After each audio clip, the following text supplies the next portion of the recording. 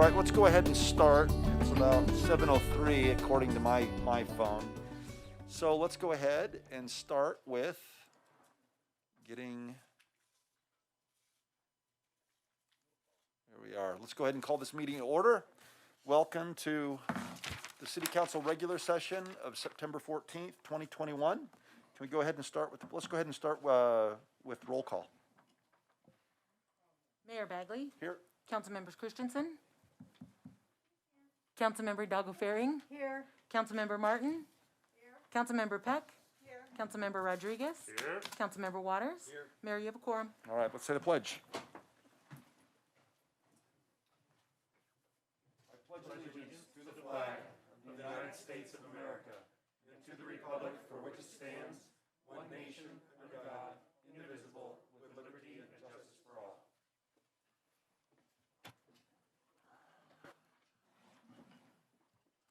All right, let's go ahead and remind the public, there's only 5 people that have signed up, but you've got 3 minutes to say pretty much whatever you want. So prepare your time, and we'll move on to that in just a second.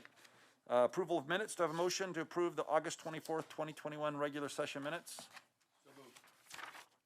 Second. Okay, it's been moved by Councilmember Waters, seconded by Mayor Pro Tem Rodriguez. All in favor, say aye. Aye. Opposed, say nay. All right, thank you very much, Mayor Pro Tem and Tim. All right, agenda revisions and submission of documents and motions to direct the city manager to add agenda items to future agendas.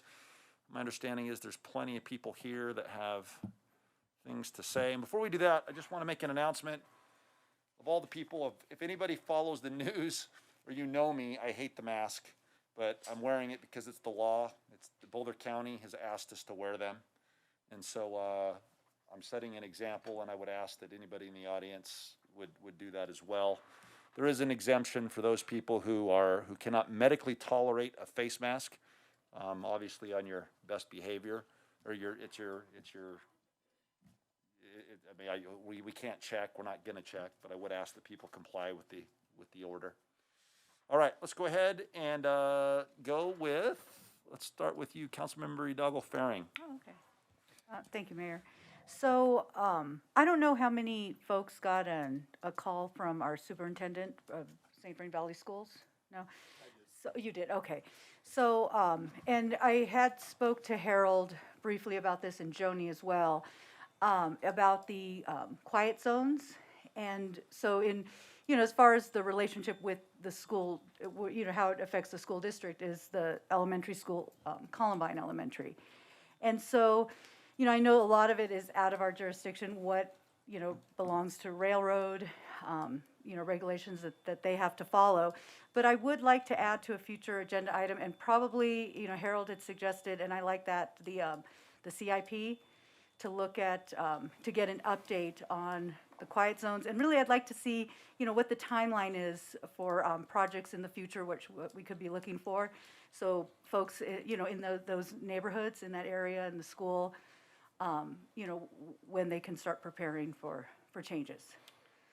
So Mayor, if I can address that, I've had other calls from council members on this as well. If you recall, we presented the CIP. Udala didn't have a lot of time to digest it. Yeah. And so we're going to put a follow-up CIP on the 21st, and then staff is ready to specifically present on that issue and talk through it. So that'll be next week. Next week, yeah. So okay. So I'm okay with withdrawing my motion, knowing that it's going to be up for a deeper discussion. And then I guess, if we get questions, should we submit them to you prior to the 21st? That would be great, actually, okay. So we can make sure that we're on top of all the questions. Okay, so I'll ask around. Thank you. All right, Councilmember Waters. Thanks, Mayor Bagley. This is really not a motion, it's just an announcement. Can I do that as a point of personal privilege, or? Just go ahead. Next Wednesday, the 22nd, and I think there are some city staff members who, the reason I'm doing it now is not everybody's aware. Next Wednesday, our Early Childhood Coalition is going to host an event that starts with breakfast. The governor's going to be here and make some comments about his agenda for child care and early childhood education. There's a way to register for this event if people are interested. It's also going to be live streamed, so if people don't want to show up for whatever reasons, there's an opportunity to watch and listen. It's Wednesday morning, September 22nd. There's a breakfast that starts at 7:15, but one doesn't have to do that. At 8 o'clock, comments will be in the Stewart Auditorium. If you want to attend, you do need to register or just log in virtually. But I know there were some questions earlier today with staff about this. It's on the calendar for the museum, and as far as I know, we're rolling forward with it, and the governor will be here next Wednesday morning.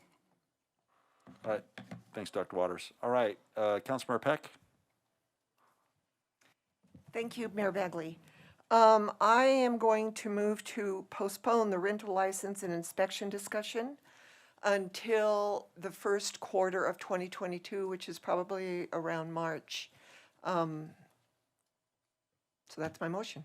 I move that we postpone that. It's been moved by Councilmember Peck and seconded by Councilmember Christensen.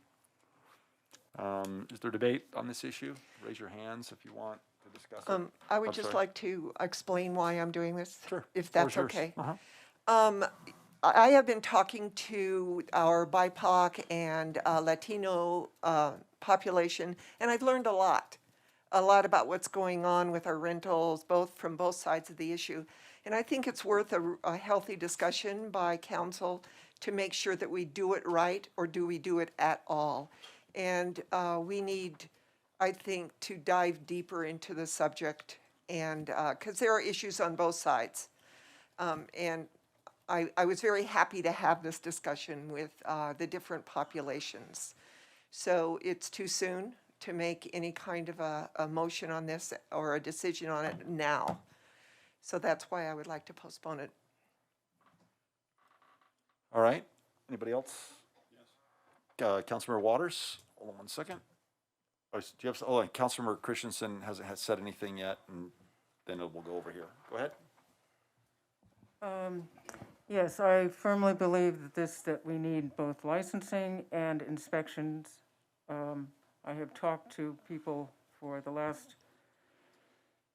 my renting of places for 20 years, and I have been on both sides of this issue, and I see both sides of this issue, but if we are to be a town of 97,000 people, we need to actually have some data. And so I do think that this is something that we very, very much need in this town. However, it's only 6 weeks until we'll have a new council, and I don't think that there is enough time to do credit to that, and then I think this is best decided by the next council, rather than us trying to do a hasty and not well-considered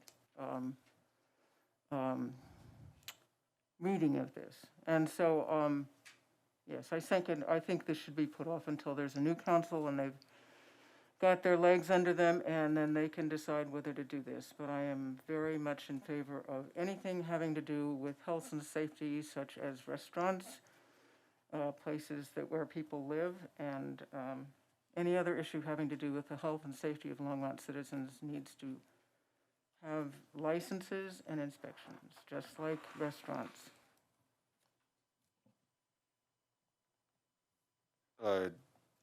Mayor Pro Tem, did you want to say something on this issue or no? I will defer to All right. Councilmember Waters first. Dr. Waters, you first. Hold on. All right. Thanks, Mayor Bagley. It'll help me when I vote on this to know what we're delaying. When this came up on a Tuesday night, the way it unfolded, as I recall, a motion was made to direct staff to bring an ordinance back to the council. There was no discussion about the problem we were trying to solve, the scope of the problem, the range of solutions we ought to consider, the unintended consequences of what those options are, the actual costs of implementation.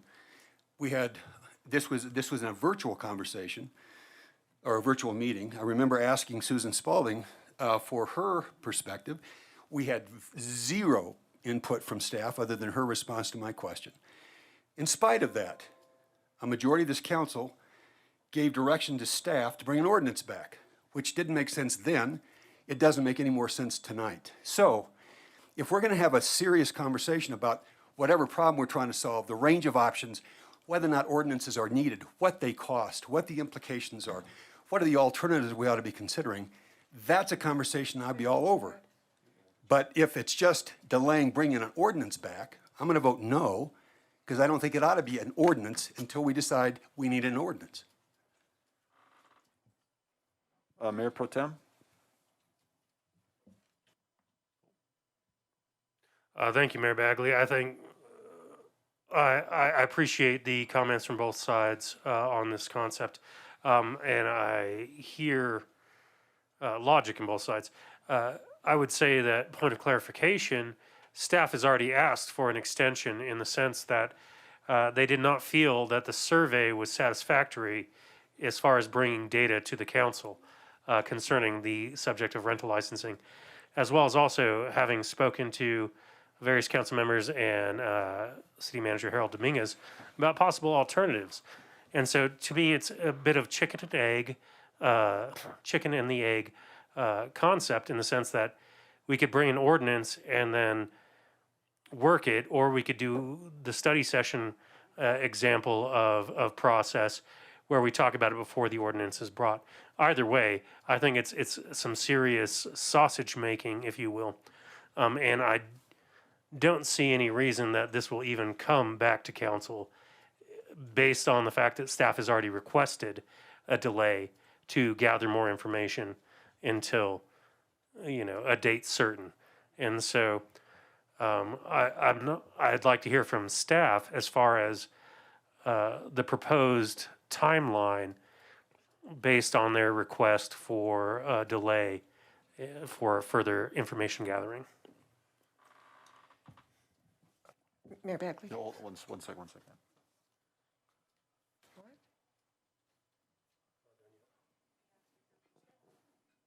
Mayor Bagley, council members. Is that mic on? So I guess the other thing, hold on 1 second, let me refer to, hold on 1 second. Hold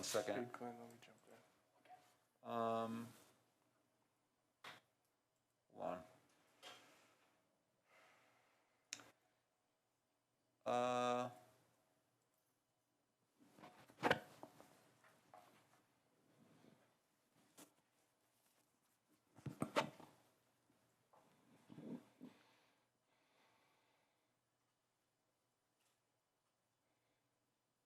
right, go ahead, sir.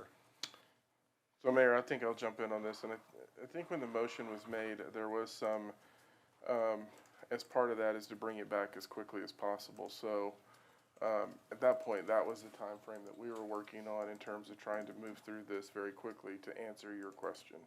And so that's sort of the pace we've been on recently, is trying to bring it back as quickly as we possibly can to the council. Okay. We'll go back to you in just a second, Councilmember Peck. Councilmember Martin? Well, wait. Oh, sorry. I did ask for a concept of a timeline. So, Mayor Bagley, Vice Mayor Rodriguez, Glenn Van Den Wagen, Planning Director. So yes, we did go back out to get some additional research because we did hear from several folks that thought we cut it off kind of quickly. We extended it through almost to the end of this month, and we are on a timeline. We have a draft. We were looking at kind of the zero review in like mid-October for a first presentation to council. And that would be at a study session, is that correct? Right. Okay. That helps inform how I will vote on the subject. Thank you. Sure. All right, Councilmember Martin? Thank you, Mayor Bagley. It seemed like until just now that we were more talking about the terms under which it would come back after a delay than whether there should be a delay. And I've also been talking to a number of stakeholders in this matter. I had two objectives in voting to consider an ordinance, and it's been proposed to me that both of those objectives could be more cheaply and less contentiously met other ways than an ordinance. And so I would like to make sure that it comes back in such a way that that our debate is structured so that those alternatives could be considered. All right, and I guess I'm only saying this before you say what you're gonna say, Councilmember Peck, because I have a request. They always say that great athletes and great players want the ball. I want to deal with the issue now, which is why I'm gonna push it off, because I don't want to deal with it before November. But I guess my question is it okay, so Councilmember Christensen will be gone, right? I will be gone. Mayor Pro Tem, I hope you're not gone, but it's possible you're gone. Councilmember Waters and Councilmember Peck, one or neither of them might be your mayor. But they'll both be here. And Dr. Waters has expressed some concern about the issue in general, and then Councilmember Hidalgo-Fahring, she has 2 more years, she'll be here, of course, as well as Marcia Martin. You're running again, but have no, opponent, so to speak. So I guess what I'd ask is, could we just table it, and then whoever's here can bring it back at the next council? Because I don't think we have a majority of people who will be here to decide, so to speak, who are in favor of the motion anyway.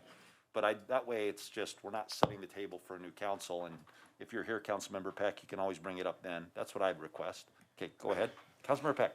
Thank you. So first of all, to answer Councilman Waters, the original motion was for staff to find out the cost of inspectors. What would it cost the city to have enough inspectors to do this? That was the original motion. The motion I made tonight is not about an ordinance. It is about a discussion. I actually said to postpone the rental license and inspection discussion until the end of the first quarter. So that does answer what you are saying. I did not ask for an ordinance. So we can do it a couple of ways. We can do it in a special session. We can do it at a study session. But I do think that from my perspective, it's opened up a lot of questions from the people that I've been talking to that have issues on both sides.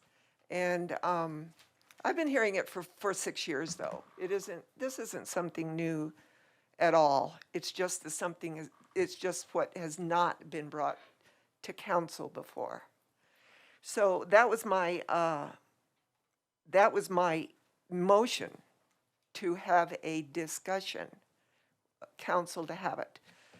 So how we do that, I think we should do it, we should leave it until the end of first quarter, until we do have a new council, give staff time to figure it out.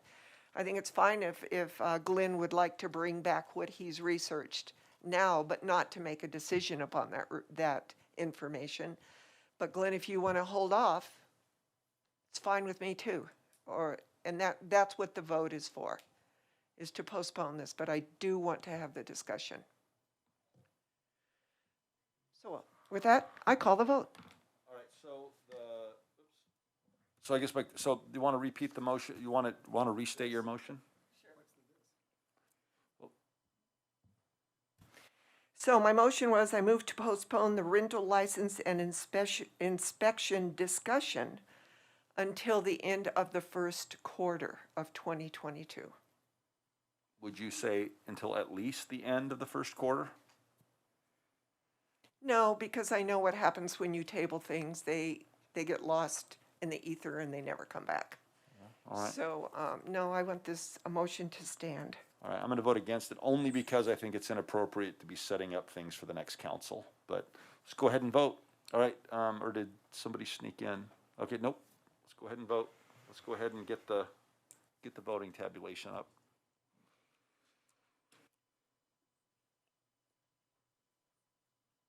Actually, I'll go ahead and vote for it. What the hell? Just get it on. All right, we're still waiting on Councilmember Christensen. It's a nail biter here.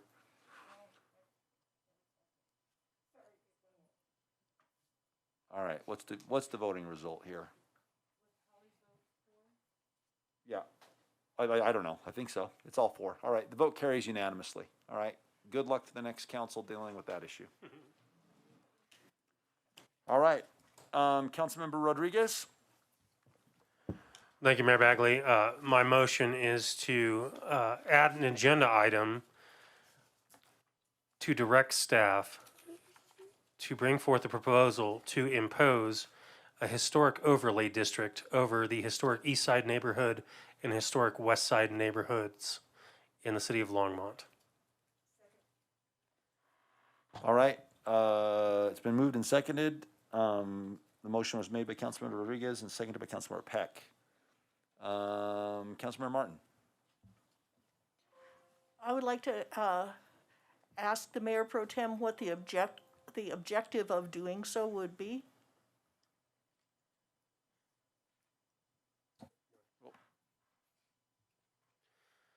In essence, the objective is that with the recent zoning changes based on the Land Development Code update approximately 3 years ago, we removed some protections from the historic neighborhoods of Longmont that would allow for properties to be modified and or replaced by homes that do not contribute to the historic nature of each neighborhood, both on the west side and the east side. The east side neighborhood has a dearth of historic properties. The west side also does, but has also experienced more change. And so I think it's important that we maintain the current stock of historic properties, as well as making sure that any modifications fit the character of the neighborhood. Because as we celebrate the 150th anniversary of the city of Longmont, it becomes more and more important that we maintain the character of the origination of the city. And if we continue to allow for properties to be modified in such a way that we start to see, for instance, in certain neighborhoods in North Denver, you'll see examples where these properties are being scraped and very, very nice and expensive homes built, but do not maintain the integrity or the spirit of how the city was built. And so that is the impetus of the motion. That answer your question, Councilmember Martin? All right. So, Councilmember Christensen.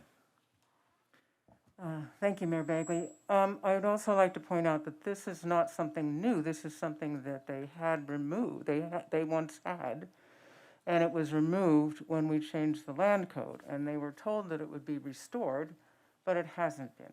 I mean, the east side was told that it would be restored, and it has not been. So they're only asking to have restored what they used to have, and they were told by our government that would be restored. And these houses on both sides of this, as Councilman Rodriguez pointed out, I have a friend who lives in North Denver where she has a beautiful Victorian. There are several of them, but she's surrounded by people who live in very expensive condos that are completely alien to the neighborhood and do not have enough parking. So it affects the entire community, the entire neighborhood, when you don't protect classic homes that actually are very, I think, very important to the character of Longmont. And they will not be built again. And if we don't protect them, they will be scraped, because a regular person trying to buy a house can never compete with an investor who just wants to scrape it and put up something to maximize their income. And I don't begrudge them that, but they don't get to destroy a community to do so. Dr. Waters? Thanks, Mayor Bagley. I think this, I favor the idea of the protection. But I'm just curious, I don't know, Glenn, if you're the respondent to this or not. It would just help for me to know, when I vote yes on this, what the implications are. What should we know from a planning perspective, just so we don't get surprised by that later? We don't get at cross purposes with other work that we've asked you to do, because we've asked you to do a lot. I'm glad that we just delayed one of those things.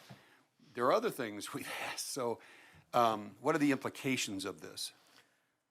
Mayor Bagley, Councilmember Waters, we actually are planning on making this change. It's in your proposed budget. We are asking for some funding to bring in a professional, and our idea is to include all the historic districts and put some of those guidelines back in place. And maybe more appropriate guidelines as well. I've read the previous ones. There's a lot of room to move within there, so I think we could propose something better. Without pinning you down on timeframes, what would you, with a lot of degrees of freedom, what are you envisioning as the likely timeframe for bringing something back, so we don't pester you? I can put it in my tickler list and ask Glenn in March or whatever. Well, actually, I would like to present all our ordinances that we're proposing for change at your work session. I kind of am looking at October 5th. Oh, okay. In this case, because the funding has to come through with the budget, we're talking about, starting first quarter of next year. All right. And Mayor Pro Tem, was that kind of consistent with your? I was adding to the agenda. All right. Thanks. Thank you. So I want to be clear, we will present everything he's planning to bring forward to you on the 5th, but then this will start in 2022 when the new When you budget get the hits. funding. All right, thanks. And I guess the one thing I'd also ask, is the mayor putting it on the agenda with this, is the issue of ADUs. How is the ADU, when we change the land code, how is that impacting the historic district? So, I mean, I'd like to revisit that, if you don't Okay. mind. All right, sure. And that'll be the 5th of, October, good, can't wait. Thank you. you bet. All right, there's a motion on the floor. Let's vote.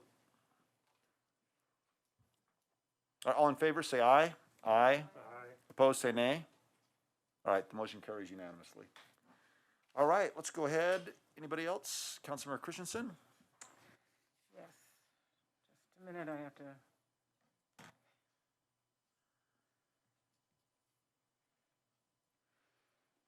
Yes. I've asked several times for us to consider looking at our rules of procedure. I've asked for us to look at the city charter. That hasn't happened. So I am suggesting that we add 6 sentences to clarify the rules of procedure. And each one of you has received a copy of this today, and the newspaper has received a copy of this. But I'm going to read it aloud for the people here. And this is just to clarify our form of government and guide us in making our decisions for the rules of procedure. The City of Longmont has a council, city manager form of government as chosen by the residents of Longmont many decades ago. Under this form of government, the elected city council sets the policies for the operation of the Longmont government. The administrative responsibility of the city rests with the city manager, who is appointed by the city council. The mayor is a voting member of council, chair of city council meetings, ceremonial head of the city, and has the authority to sign off on legal documents that previously have been approved by the majority of city council. The mayor may only act with the consent of the majority of city council after approval in a public meeting or an executive session. As per the city charter, no member of city council may interfere with the administrative authority of the city manager, the city attorney, or the municipal judge. I think this is very simple. It's 6 sentences, and all the little things that are scattered throughout the rules of procedure and the city charter are scattered, and some of them are quite vague. This is just one cohesive statement saying, this is our form of government, these are the rules we abide by. And I would move that we add this to the agenda to vote on a first and second hearing, because it's an amendment to the rules of procedure as per rule number 21, we have to bring it forth. So I would like it to be, since it's a very simple thing, to be brought forth as soon as possible, so we can vote for it either yay or nay. And I'm going to rule the motion out of order. We've actually had this discussion before, and we voted it down. We did not So- have this exact discussion. But we made the discussion or we had the discussion about revisiting this exact topic.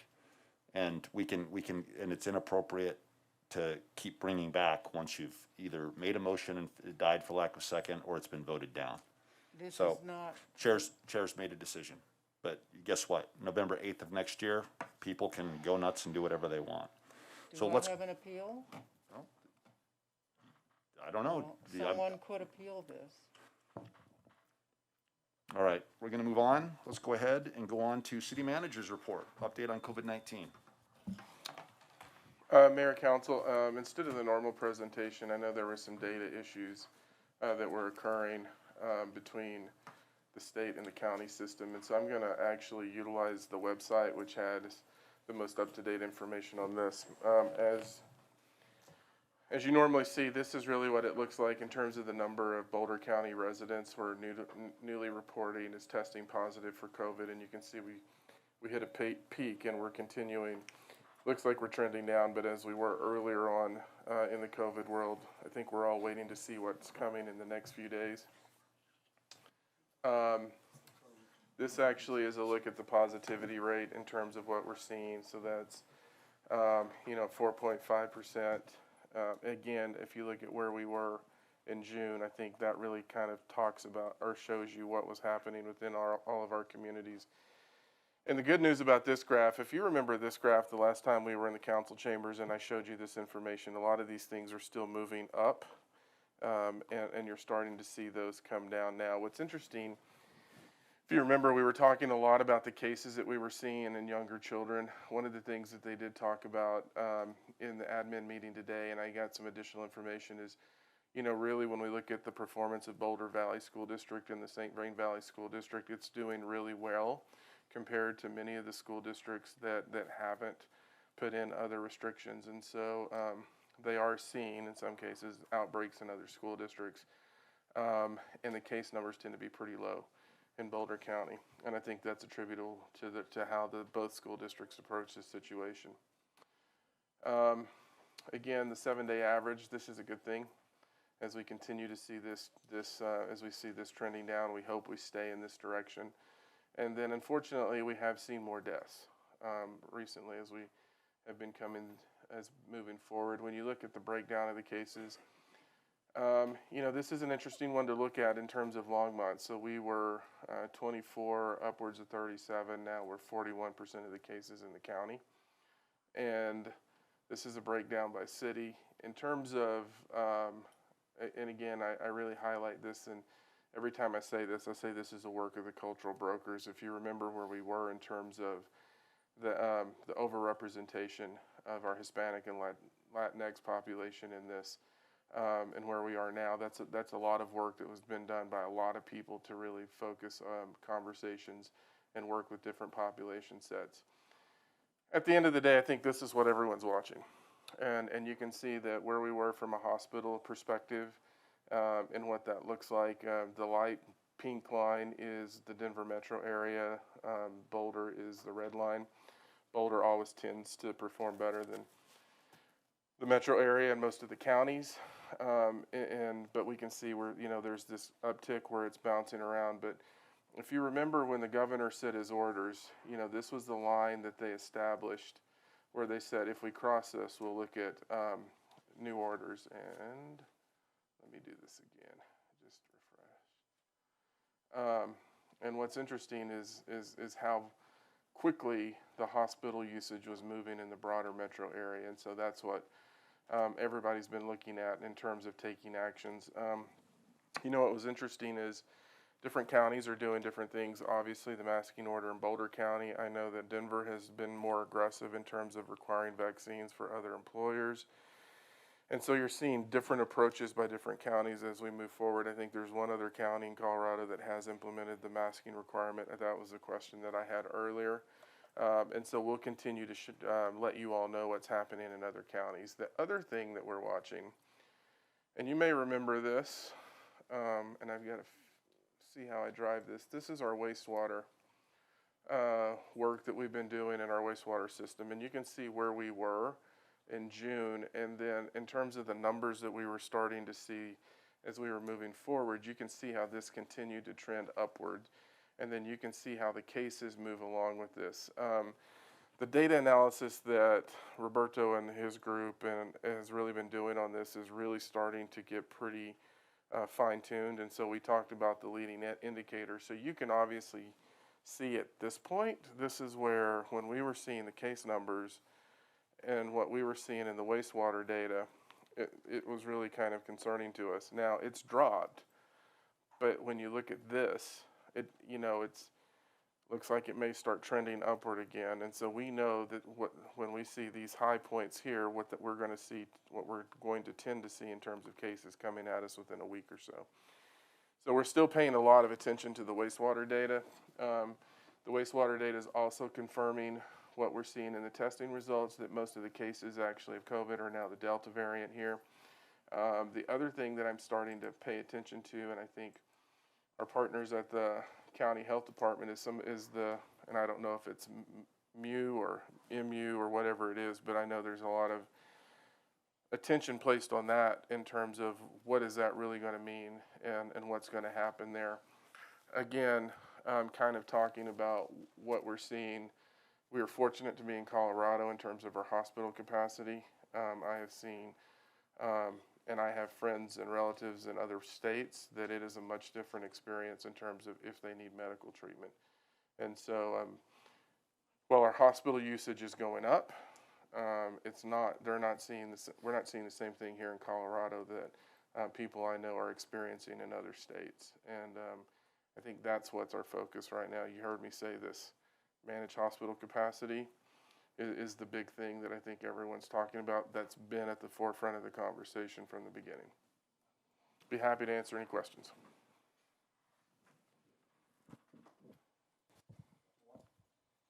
Dr. Waters. Yeah, just stay on that for just a moment, Harold. When we first saw these slides, and I think probably slide, whatever, second or third from the end, the 14-day average for hospitalizations.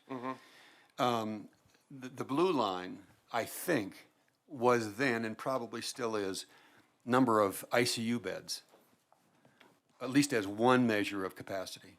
There probably were some other variables. Yeah, there's some other components in that, correct. But with what we think we understand about staffing, I'm not certain. I mean, it's not irrelevant, but it's probably not the leading indicator, or it's subordinate to staff numbers and capacity. So, because you and I had this conversation, I know, not too long ago, and I think it's true in both of our hospitals that it's not just numbers of beds; it's the numbers of people. Correct. To treat. Do you have any?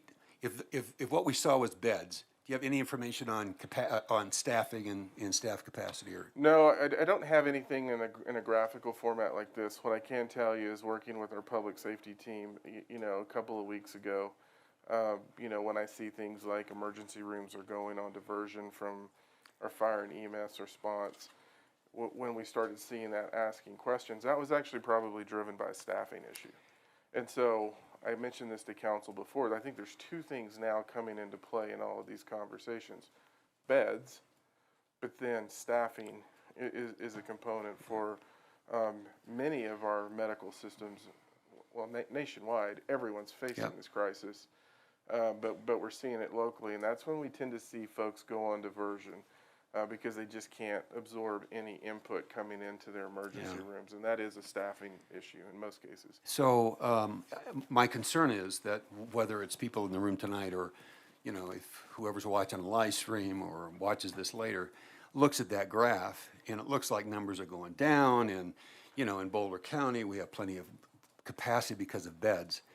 That doesn't really tell the story of where we are, and I just think it's important for all of us to understand what's that relationship between what we saw and the actual ability to treat people because of what's happened or not with staff capacity or staffing numbers.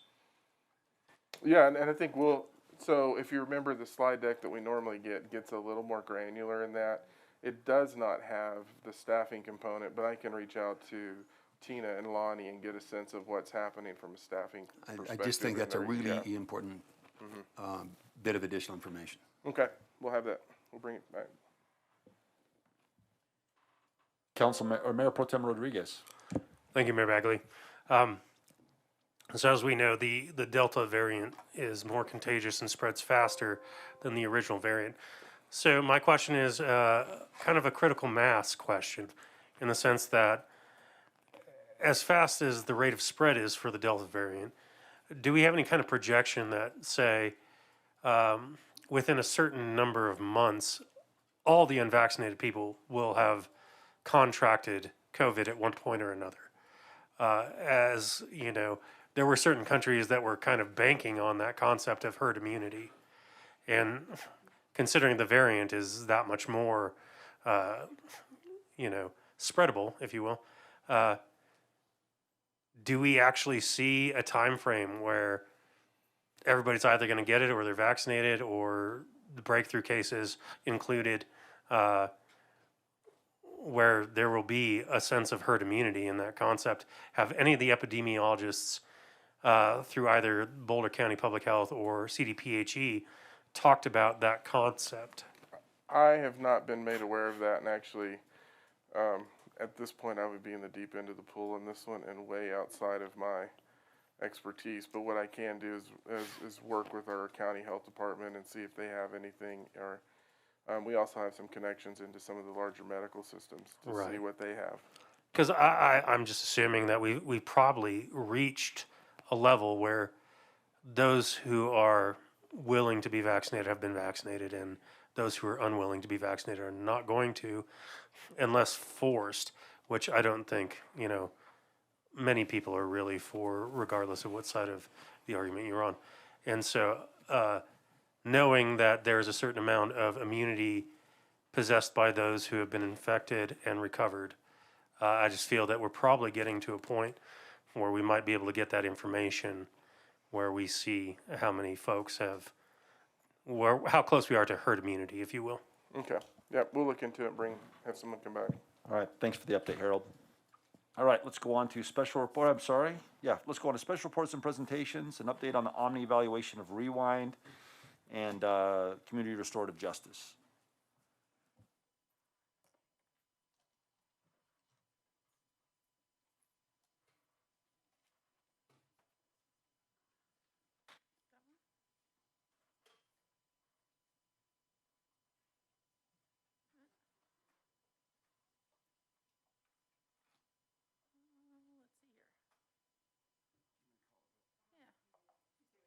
Is it the PDF one?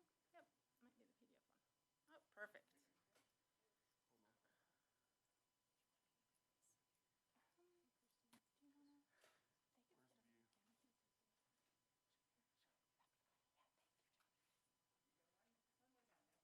Perfect, thank you, Harold. Thank you, thank you. And I think I can use the down button, right.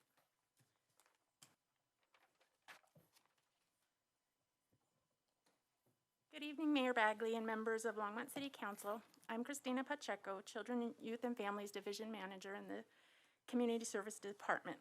Tonight, we're here to provide an overview of the key findings of the Rewind and CRJ evaluation completed by the Omni Institute. We have Tara Johnson, Chief of Municipal Probation, and John Garcia, School Resource Officer Sergeant from Public Safety. I'm going to cover the information for the presentation, and we'll all be available after to answer any questions about our collaborative work together.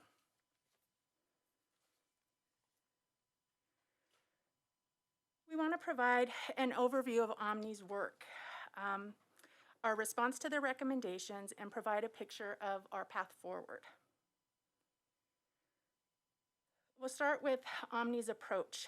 Omni's researchers work to understand program design and identify the process flow for Rewind and CRJ. They identified each of the respective programs' strengths and areas for improvement. Their recommendations were based on review of documentation, available data, interviews with staff, and interviews with stakeholders.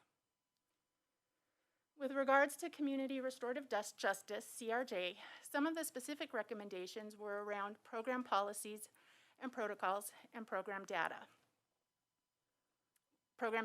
and how it was collected. With regards to Rewind, rebuilding expectations and walking into new directions, some of the program-specific recommendations were to really look at closer collaboration with police officers, with public safety, really look at and examine the referral process, and create a system for additional data tracking. With regards to how we address the recommendations in the report, we wanted to cover that as well. Over the last 6 months, what we have been doing, what Courts and Probation and Children, Youth, and Families have been doing is working with Sergeant Garcia to really refine and create a process where youth can be referred into the program without a municipal summons. In addition, we want to continue to refine that feedback loop and give officers, the referring officers, information about progress on those cases.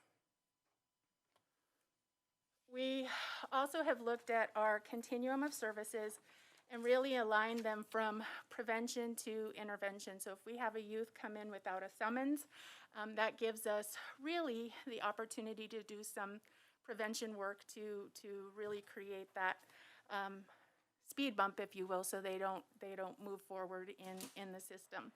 If they come into the program with a summons, that gives us the opportunity to do prevention. We also have done some alignment on our assessments, much in the same way, from doing a quick screener if somebody comes in for a prevention case, for example, and really look at the needs at that point, to kind of a more involved or a longer assessment if those needs necessitate that. We, as far as role identification, we are a multidisciplinary team, and we really want to leverage that and make sure that it's no one person making a decision on how a youth is going to move forward in the system. It's not public safety, it's not probation, it's not children, youth, and families, or CRJ making that decision. It really is a team approach, working with the family to really move that youth, help them move in a positive direction. We also really want to leverage our technology resources, make the referrals automated, make them easy, make it easy for officers, even make it easy for community members to refer just generally into children, youth, and families for our services, just even apart from this. We have created a smart sheet referral process where it's one point of contact for the officer, and referrals follow that process, just so it's not confusing, easy to do, and services get implemented quickly. The other recommendation made in the report was to have facilitated discussions between Rewind and CRJ. Omni recognized that collaboration really optimizes our resources and ultimately meets the youth's needs in a better way. Each program benefits the city of Longmont, offenders, victims, and community in complementary ways. So when we work as a team, we make more of an impact. We have a strong commitment to addressing needs without really inadvertently placing a youth in the deep end of the system. We want to be able to really get them at that prevention level. That's really the goal here. And to continue with that, we want to continue facilitated discussions between City of Longmont staff, CRJ staff, in order to move forward. So for the future, we have new leadership within CRJ with Shalene Onyango is our new executive director, and has made the commitment to move forward in this collaboration with us. So we're very excited about that. We really want to continue to leverage the strengths of this multidisciplinary team. We will be having some facilitated discussions to move that forward in early January of 2022. And of course, continue to evaluate our data and our systems and then make adjustments along the way as we see fit. And the goal is always to ensure equitable services to all of the youth and families that we serve.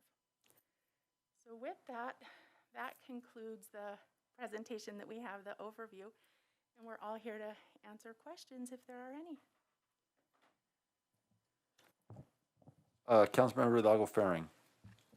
Thank you, Mayor. So thank you for the presentation. I appreciate the work that you're doing with, just kind of taking that approach of derailing that school to prison pipeline trajectory for a lot of our kids. For several years, in the work that I've done with the Colorado Education Association and the Ethnic and Minority Advisory Council, is we were trying to collect data on, the different ethnic minority groups that were being referred to services, restorative justice, rewind, or probation, and it was very difficult because just a lot of personal rights. We cannot; those are it's private information. Mm-hmm. But some, like as far as numbers and looking at demographics, we really wanted to make sure that that there aren't certain groups that are being targeted based on poverty or ethnicity. So, I guess, are you kind of seeing throughout the board, is it just kind of in relation to what our community demographics, is it very similar? Is it different? Is it skewed? And how is that being addressed? Mayor Bagley, Councilmember Hidalgo-Fahring, I know Sergeant Garcia has some data to share as well.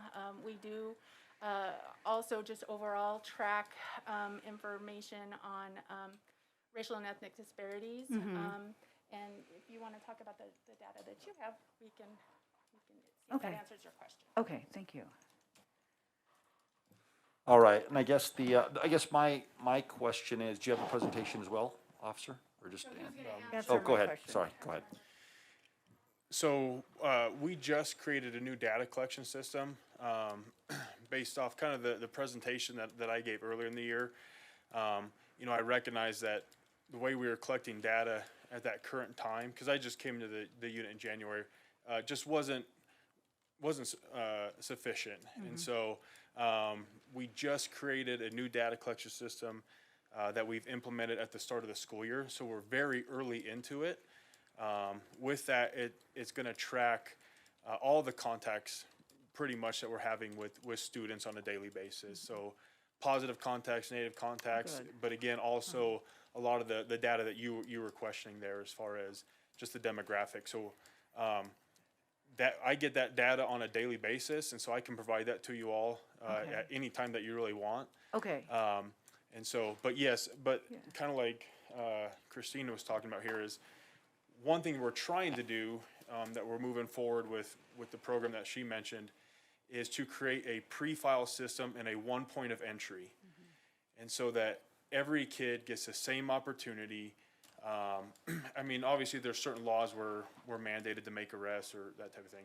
But for the most part, trying to simplify it to where every kid gets the same opportunity to where it's pre-file and there's one point of entry, and the assessment team will kind of work together. So working in silos, kind of like we were before, but working together as a unit that includes RJ, that includes public safety, that includes child, youth, and family services, and probation to figure out what's best for this kid. So that's great. I'm glad to hear that you're looking more at the holistic, the whole view of the child. One of the other things too, we think about children from different ethnicities, different cultures, backgrounds. There's a whole different sense of justice. So how they view what is just. A lot of the kids, that I've had in years, I'm now 28 years in the profession, so a lot of conflicts that would happen in the classroom, it was because the child felt, the action wasn't just, or the consequence wasn't just into what their mindset was. So, just having the folks that are, looking at the child holistically, culturally responsive to, to the individual, as well as students with disabilities. Sure. Who are high functioning but seem to kind of get in trouble a lot. Sure. I have a personal connection with that one. But, are you finding that that is a challenge? Do you feel like with the recommendations or with how you've streamlined the system that is addressing some of those conflicts that have happened in the past with maybe children with disabilities who are in the program that are kind of struggling to Sure. get through? Yeah, and we hope so. We haven't implemented this program quite yet. Okay. So we're aiming for the start of January. Uh-huh. At least that's my hope. And so that's our goal. But at this point, the program hasn't been implemented yet, because it's not just gonna be for school resource officers. This would be department-wide. Department-wide, okay. Correct. But primarily 18 and younger. Yeah, if I can jump in, I think one of the things that, and so we went through this evaluation to, here's where we're going, learn from what we're doing, and then what do we need to do to improve on that and move forward. And the thing that I'll draw your attention to is one of the first things is data collection, because I think that was one of the biggest challenges in this, and that was, what are you collecting, how are you collecting it, and what does it mean? And in some cases, you could see, it was hard to tell, were we seeing overrepresentation, were we seeing underrepresentation? And what I was gonna say to you, in this case, it's almost a flipping of that, of we want everybody, regardless of their socioeconomic, ethnic, whatever it is, to have access to this service. Yes. And so we actually want more people engaged in it as we're looking forward to the future. But it's also understanding when a case comes in, where does the case go? How do they, and who takes it and what's the result? Because you almost have to understand the front end of the cases and then where they go to evaluate. And I think that was part of the problem in the data collection is you had a lot of cases and then a few went here and a few went here, but what does that mean to the whole? And I think that's what we're hoping to refine as we continue moving to the forward. And I'm sorry, In go the ahead. meantime, before we implement this program, again, with the new data collection system that the SROs are doing, we are tracking that data specifically for school resource officers. So who gets referred where? So we have that data. Okay. The other piece that I would add is part of the, program design that, that Tara and I have been working on for several years now, also includes a staff training component to make sure that assessments are being conducted in a way that maintains fidelity to the model and ensures equitable services. And I think that speaks to some of what you were talking about as far as working with youth that may have historically been overrepresented in the system, just even nationwide. We know that youth with mental health issues, youth of color tend to be overrepresented in the system. And so we want to make sure that, we have training that addresses that. The other part that I will add is that the staff that work as doing the service provision in this program are bilingual, bicultural, and or have been are from Longmont, born and raised in Longmont. Yes. So I think that makes a big difference in the connection with youth and families, and really creates a successful framework. And then once they leave the program, so once they've wrapped up, are there any services or opportunities where they still like follow up with the families or connect them with other services? I know that they're, as far as family therapy and. Yes, we continue to do that through Children, Youth, and Families. We have opportunities, and we actually have a grant through the Colorado Health Foundation that has a group of advisors that help us kind of figure out how we can best support youth in the program and kind of that aftercare piece of things is a piece of that. And we do have many youth that say, I don't want this to end. And we say, well, this can end, but these are the other ways that you can continue to be involved. Okay, great, thank you. I just have a few comments to make, and then first of all, thank you for your work. And I guess and I don't know, I know you, Christina, but I don't know you two fine folks, and it sounds like you're doing great work. I was the one who originally shared a concern about how well probation and restorative justice were working together. And my request came as a result of my many discussions with then Chief Butler. This political thing's a hobby, but I work with a lot of juvenile youth who are in the system. I am of the opinion that no child, pretty much regardless of the crime, should be given up on and thrown in jail. I think 100% of our children, the fact that they're children, even if it seems like it's a horrendous crime, need to be loved and rehabilitated, you know? And so, my concern then was that probation was kind of just running the show. And restorative justice is a very specific type of treatment, right? You can say restorative justice, but at the end of the day, if you're not doing what is the meaning of restorative justice, even if we do other things and call it restorative justice, it's not restorative justice.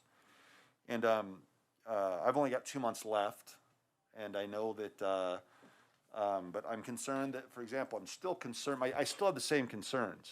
And so, I mean, I'm not gonna make a motion, I'm not gonna yell, I'm not gonna accuse, but it concerns me that restorative justice isn't here tonight. And what I mean by that is that I am concerned that probation is calling the shots, and the criminal justice system is not designed to rehabilitate children. I see it time and time again. They take children, they take drug addicts, they take adults, and at the end of the day, once the judge and once that child is out of the system, there's no ongoing rehabilitation. They tend to relapse, they tend to get lost. And so I'm just pointing out that when I asked for this report, it was a hope that probation and restorative justice would be able to come together. But when I say CRJ commitment to move forward in collaboration with new leadership, when I don't see him here, when I hear a report from probation in the city, my concerns, this was a great political answer, right? My concern is still there. Our children are, I mean, I know that you said there's no summons, but at the end of the day, it's the police department, and they get the decision whether or not they're gonna issue a summons, right? You don't have to issue a summons unless it's domestic violence. So the way, sorry to interrupt. Yeah, go ahead. The way this would go, and I don't want to get too deep into the weeds on it, but even for felony charges, we could use this program. Mm-hmm. And so if we had probable cause that wasn't a mandatory arrest, and the officers still have the discretion for a warning, obviously as always, because we don't want to inadvertently throw people into the system. But how this would work is they have probable cause for a crime, they would give the referral into the program, and then the assessment team, which includes RJ, law enforcement, rewind, and probation, together would collectively decide what interventions or diversions does this juvenile need. I can't imagine anybody, if RJ said, hey, we want to see this case for this reasons, anybody on the board would absolutely say no to that. Okay. So we're a huge believer. RJ was invited to this. Shalene had some already scheduled conflictions with it, and so she wasn't able to make it. I'm not sure if they were trying to send somebody from their staff or not, but they were invited to this. And so this, again, this is I came in after the fact, after the Omni stuff. And that was kind of my thing is, all right, how do we move this? How do we start moving forward from this? And I wasn't, working together as and I'm not accusing anybody. Sure. I'm just saying that probation operates with coercive power. Do this or else. Restorative justice is referent power. Sure. We love you. We're gonna get your friends and community together and love on you, right? And so I just wanna make sure that as you're moving forward, that at least I expressed my hope that it sounds like that's the way it's going, but, that's all I'm saying. Absolutely, and I can appreciate that. I've been with the city for 25 years now, in my role as chief for 5 years. And when I took over as chief for our department, that was the main goal, is how do we change how we are addressing individuals in the system, youth and adults? How are we going to change and become more of an agency that not only has accountability and public safety at the forefront, but also how can we provide services so that our community is better as a whole? Okay. And I think we've done a good job of that. I would invite any of you to come down anytime. I would especially invite you to come down and see our rewind orientations and how that work. We've been doing rewind for 3+ years now. I can count on one hand how many juveniles have opted out and did not want to do it. Probably on the other hand, I could count the number of kiddos that have ended up on probation. So they're definitely going a different route. They're not going that traditional probation route. It's just very different feel. I know that a lot of people have experience on that kind of deeper end with the 20th Judicial and that level of probation and what that looks like. Municipal probation is a whole different beast. And I say that in a good way. We are able to do things differently. And we're able to provide a lot more mentoring and partnership and trying to be a place that people can come and get help and services. And I think we're doing that. And so like I said, I would invite any of you to come down to some of the rewind orientations, see what they look like. See for yourself the reception that we're getting. I've been here long enough now to see generations of families, and that is unfortunate. We're trying to stop that.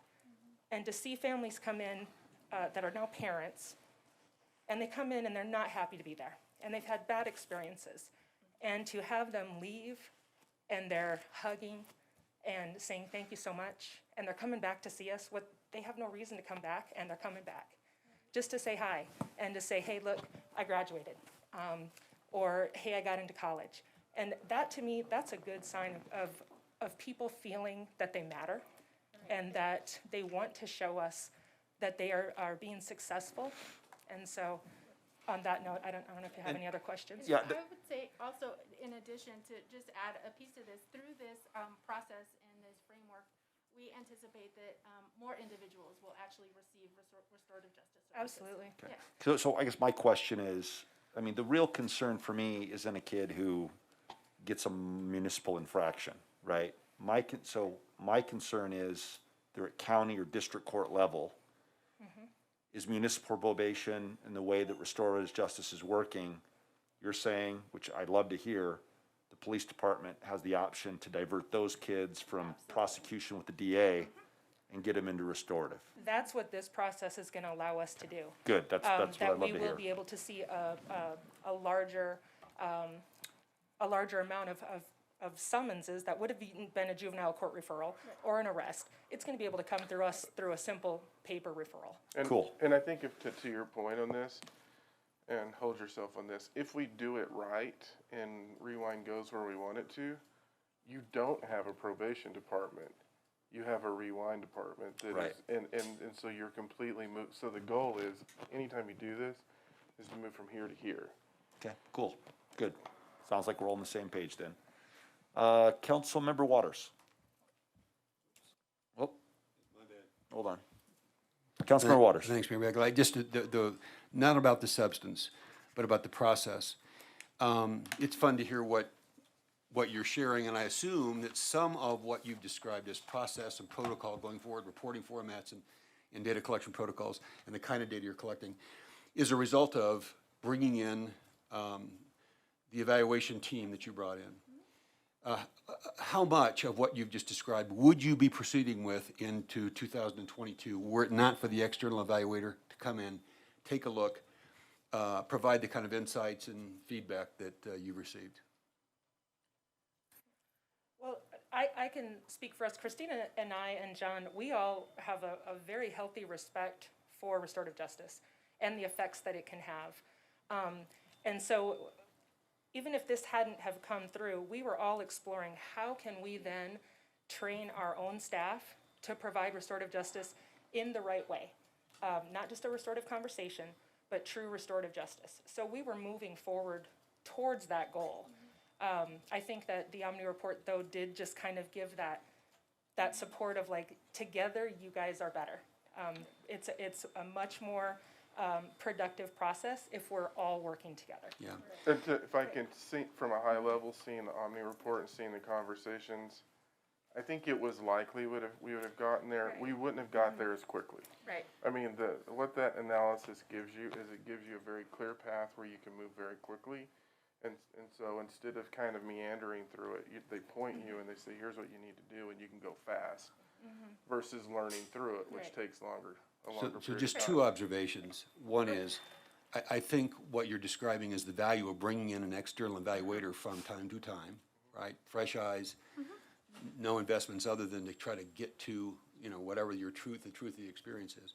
Number one. Second observation would be, I hope when we go through the rest of the budget, we're gonna see where you've identified both budget lines in the programs, whether it's in public safety or someplace else in the community services or in the city, where you'd like to use those dollars to engage external evaluation or evaluators to do the same thing. I think, given the variety of things that are going on in the city, that we need to be disciplined about that, and I'm just gonna be really anxious to hear about that when we get into more budget presentation.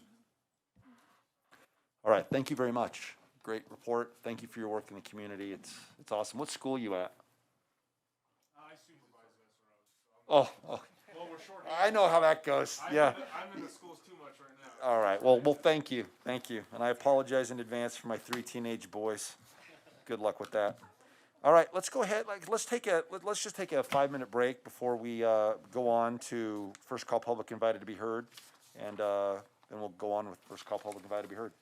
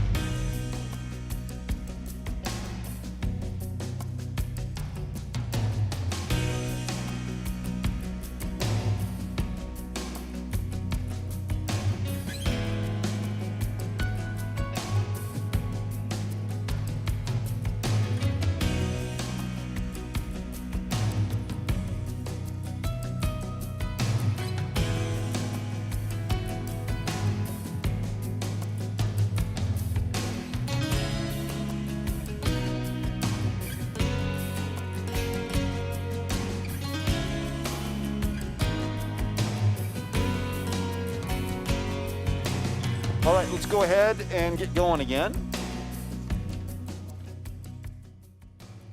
Let's go ahead with first call public invited to be heard. We've got a short list, but let's go ahead and start with Stephen Altschuler. Oh, yes, you can.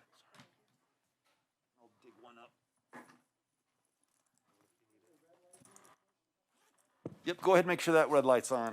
There you go. Okay.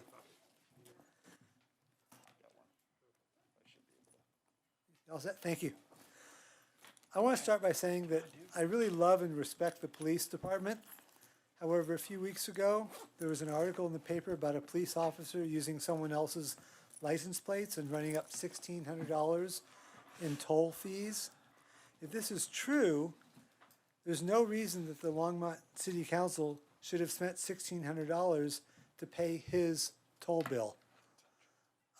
I may have some facts wrong, and correct me if I do, but I was going to say that, would any of you have spent your own money to pay the officer's toll tax bill?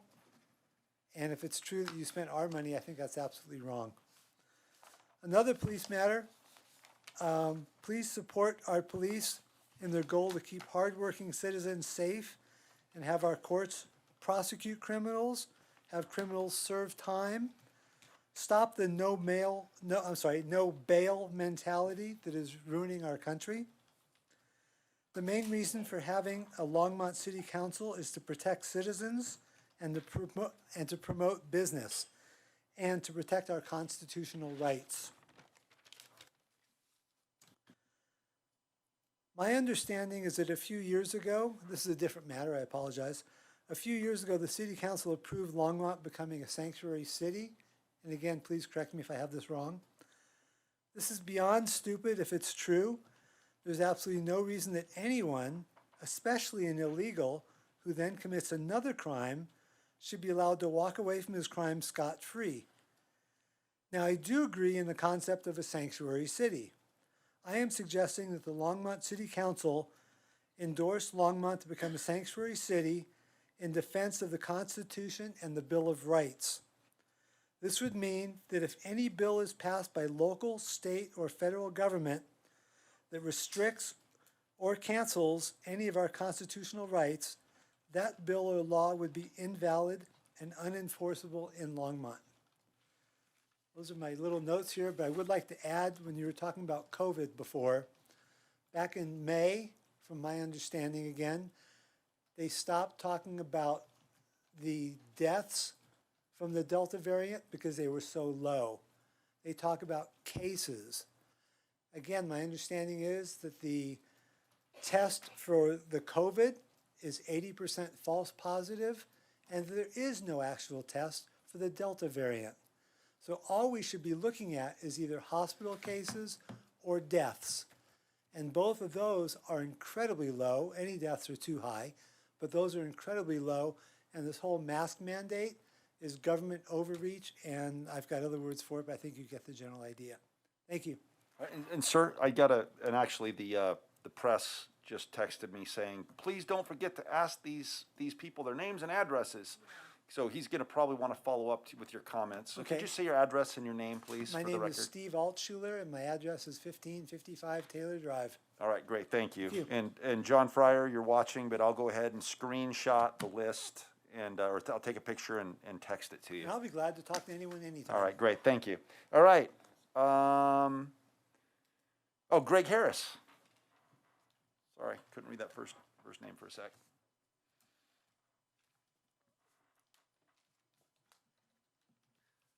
Good evening. My name is Greg Harris. Mr. Mayor, City Council members, staff, and guests, thank you for... What? Talking pretty loud. Thank you for the opportunity to address the council today in its open forum. I've reviewed the recent City Council study session, the presentation by Kathy Fedler, Housing and Community Investment Division Manager, was quite informative. I was especially pleased by the council member Marcia Martin's motion, seconded by Tim Waters, to require an annual public report by the City Council on incompleted projects. I believe the council should have passed the motion as initially proposed, and the amendment, which appears to have limited the report to affordable housing, should not have been adopted. Now, this may just be a matter of whether the word affordable in the final motion was used to mean include incomplete attainable, that is, middle-class housing projects. If that's the case, perhaps a clarification is all that's needed, since affordable generally just refers to those below the 30% adjustable mean income of Longmont residents. These reports are extremely important so that the mayor, the council, stakeholders, and public can be made aware of what's holding up these projects. But as it has been pointed out, this is not an adopted ordinance. It's just an expression of the will of the city council and can be changed easily as it was adopted. I ask the city to reconsider the finally adopted motion, clarify or remove the limitations added by the amendment, and set its policy to be that incompleted housing projects be reported annually to the city council. Thank you. All right, Sharon O'Leary.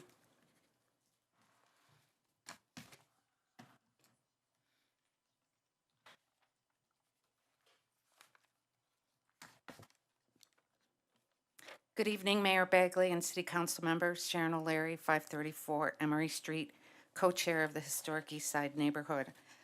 First of all, I want to thank you very, very much for making a motion to move overlay zones into historic neighborhoods forward.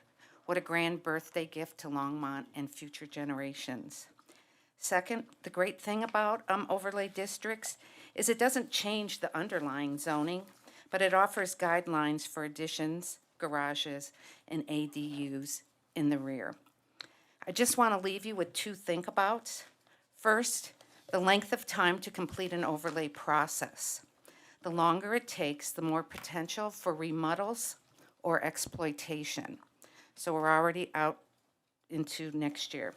Second, if consensus can't be reached between the three neighborhoods, the east side, the west side, and downtown, I see them all having varying points of view, will the historic east side neighborhood get back their previous protections?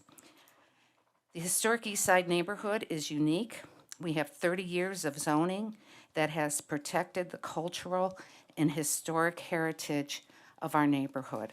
And I appreciate very much you making the motion to move it forward. Thank you. All right, Paul Tiger.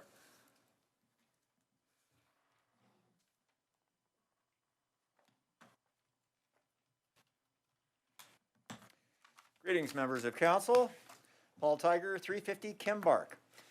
I've come to you tonight about 10 years ago. I was here and had a petition of 470 signatures of people who live in my neighborhood to have the Alpine and 3rd intersection changed, rectified. We actually were asking for a traffic signal.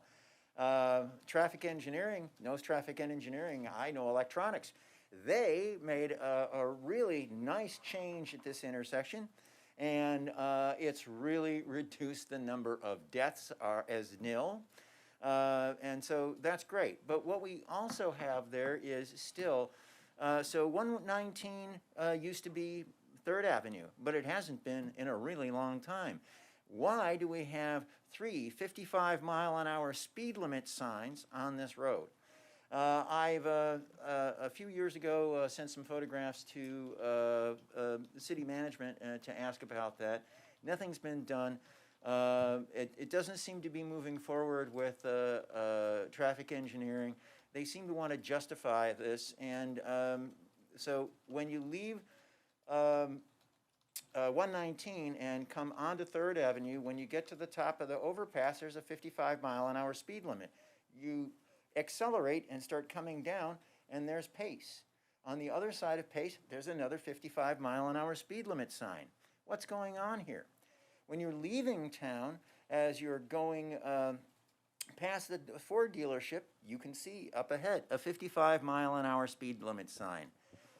This is a feeder, and there's industrial businesses and residential.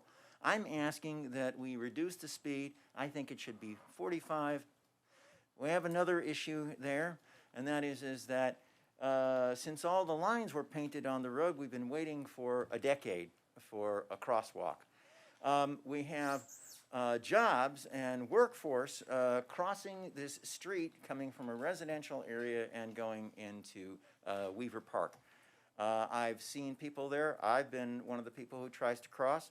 I saw, made a little movie, I'd love to send that stuff to you, of some kids with a bicycle and a dog crossing there. Now, I've been told that they should go down to Lashley and then turn around. Well, that's really not very practical. People aren't going to do that, but if they're going to Salud, okay. But if they're going to the Ford dealership, my wife took our car to the Ford dealership and then had to walk back across the road. That's what I'm looking for. I'm looking for a crosswalk, and I'm looking for a reduction in speed limit. That's it. Thank you very much. All right, Strider Benston.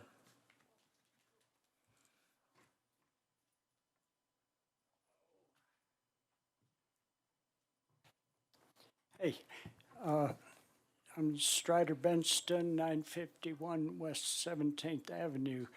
I'd like to mention my church, Longmont United Church Christ, is having a gun buyback and meltdown a week from Saturday at 9th and Francis in the morning. So if you got guns you don't need or don't want, it's a good way to recycle them. I want to mention the Texas law. Texas has now, after 160 years, become South Carolina. South Carolina started the Civil War 160 years ago, and Texas has now passed the rape and incest law, which basically is abrogating the concept of civil law in our country. And Benjamin Franklin was asked in 1789, what kind of government do you have? He said, a republic if you can keep it. This is vigilante justice. The fugitive slave law in 1850 was one of the reasons why we wound up having a civil war. And they'd had the same thing. They had a bounty for anyone who could capture any black person in the North. And if they won their case in court, they would get a $10 bounty. Now Texas has raised that to $10,000 if you can get anyone who might drive a woman or advise her or counsel her about her reproductive health. This is serious. All fascist movements in the history of the world have several cardinal principles. One, the worship of violence. Two, the dominance over women. Three, the worship of a great leader to do our thinking for us. They had some minor things that aren't always the same. Hate cities, hate those who live there, hate all minorities, hate all immigrants, hate cosmopolitan culture, hate science, hate objective knowledge, hate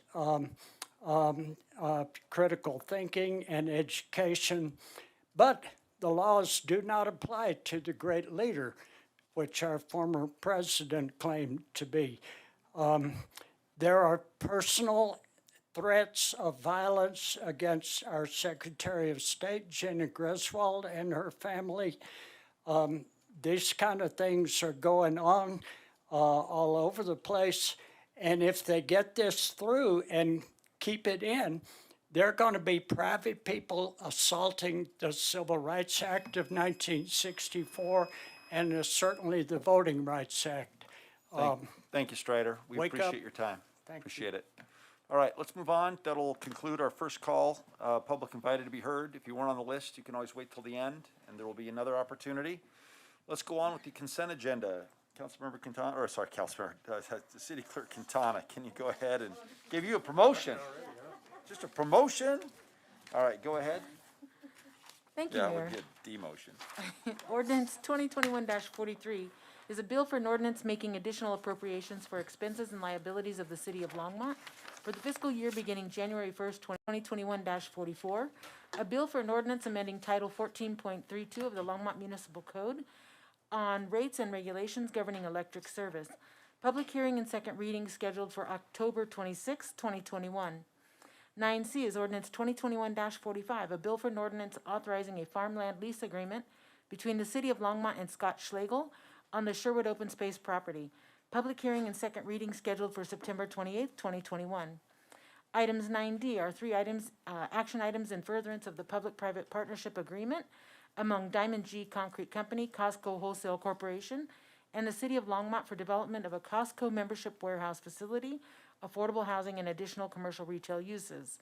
Ordinance 2021-46 is a bill for an ordinance authorizing a temporary mining water supply agreement between the City of Longmont, acting by and through its water utility enterprise, Golden Farm LLLP, and Aggregate Industries WCR Inc. for the Irwin Thomas Reclamation Project. Public hearing and second reading scheduled for September 28th, 2021. Ordinance 2021-47 is a bill for an ordinance authorizing a long-term water supply agreement between the City of Longmont, acting by and through its water utility enterprise, Golden Farm LLLP, and Aggregate Industries WCR Inc. for the Irwin Thomas Reclamation Project. Public hearing and second reading scheduled for September 28th, 2021. And the third item is Resolution 2021-98, a resolution of the Longmont City Council authorizing an agreement between the city and Diamond G Concrete Company for the purchase of real property for a future affordable housing project. All right, nobody's chimed in to remove anything. Do we have a motion for the consent agenda? Councilmember Martin. I move the consent agenda. All right, it's been moved by Councilmember Martin, seconded by Councilmember Peck. Let's go ahead and vote officially with the little machine here. Go ahead and register your vote.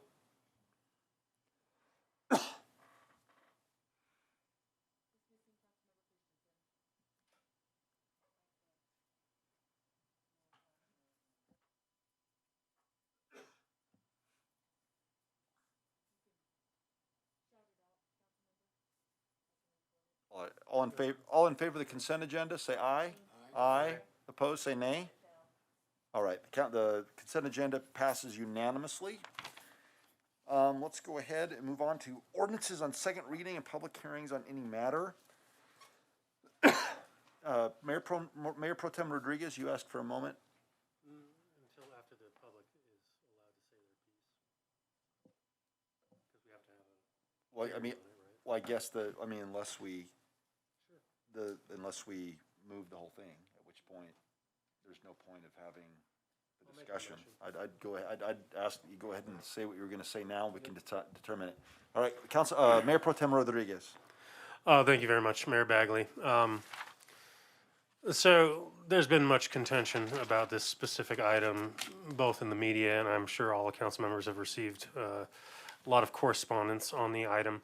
I feel that at this point, okay, I'll preface it this way. I am not against this motion, and I don't want to see it die on the floor. And so I would like to make a motion to table the item until no later than the first quarter of 2022, based on the fact that I feel we've run past our headlights on this one. It's moved very quickly outside of the delay because of the pandemic. After we've brought it back to this floor, it's moved very quickly with very little discussion. And I think that's a disservice to the public, because most people don't necessarily know where we stand on the item. I don't think that the survey that was conducted by the city is at all useful. The amount of respondents based as, say, consumers, the residents of Longmont, were a slim majority against. The very small number of respondents as restaurateurs was a slim majority for. And again, I don't think this is very useful information. So I contend that this mostly affects restaurateurs versus consumers. And so I think that we need to reach out and do a more robust data collection of how many restaurants we have that this will truly affect and what the cost is. Also, I think it's a failing on both our part as the city and the city council specifically, as well as a small setback for the advocates for this item, that there's so much misinformation out there that we can do a better job of education as well as selling the item to folks and making sure folks truly understand the ramifications, as well as, like I said, the data collection as far as the restaurateurs are concerned. And so that's why I'm making the motion to table the item until the date certain that I put, as in no later than Q1 of 2022. And so that is my motion. Thank you. There was a motion. Do we have a second? Councilmember Christensen. No, I'm not seconding it. Seconding that, so Then I'm it- voting against that motion. All right, well, because it dies for fail of second then. Okay, all right. Let's go ahead and move on to the ordinance 2021-42, a bill for an ordinance amending Title 9 and Title 2 of the Longmont Municipal Code on healthy beverages for children's meals. The report on this, Harold? Okay. Let's go ahead and Councilmember Christensen. I was not seconding Aaron's motion. I was, It died, so now we're talking, you're in the Oh, queue, and we're just talking about, we need a motion or a debate, or if you want to make a comment, floor is yours. I would move that we adopt this bill, this ordinance. Okay, it's been, who Do I have a seconded it? second? You, all right. Ordinance 2021-42 was moved by Councilmember Peck, it was seconded by moved by Councilmember Christensen and seconded by Councilmember Peck. We do, but we'll get there. But are there any questions or comments from council? Councilmember Peck. Thank you, Mayor Bagley. I would just like to address the comment about overreach by government. It is our position that we are here to protect the health and safety of our residents. And we've been doing this for a long time in our country. We do it with seatbelts. We've done it with no smoking in restaurants. We do it with emissions, stop signs, speed limits, all kinds of things that the government has put into effect to protect people, to make sure that there is a reason that one person's actions does not hurt another person's actions.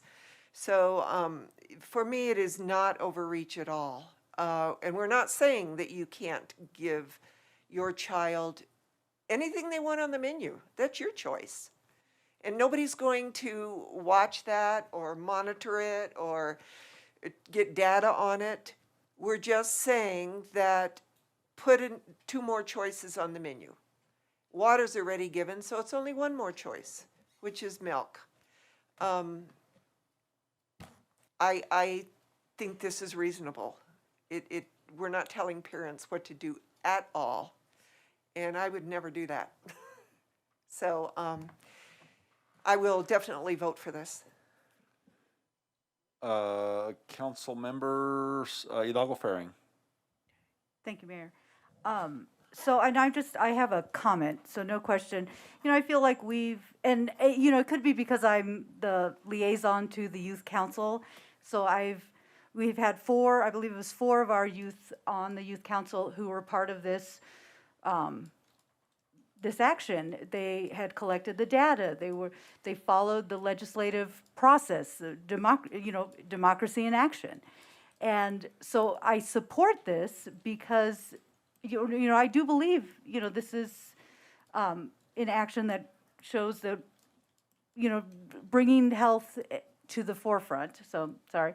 But the other piece is, watching our youth take a leadership role in our community. So that is something I do support. And, so I was really disappointed that a lot of the misconception and a lot of the kind of highlight that came forward was primarily from the press, the newspaper, and they really weren't looking at the whole piece. It almost felt like, as I'm reading the articles, it was just like a clickbait, without really looking at what the ordinance said, what the impact would be.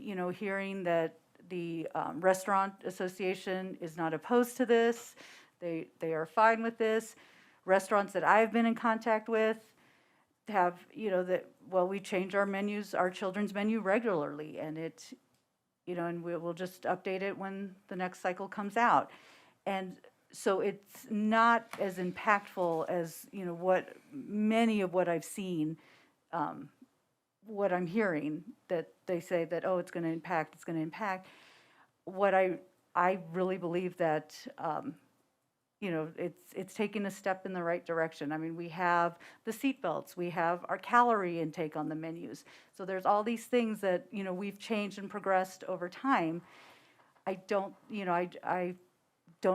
feel like this is you know, it's such a debatable issue as what it's been made out to be.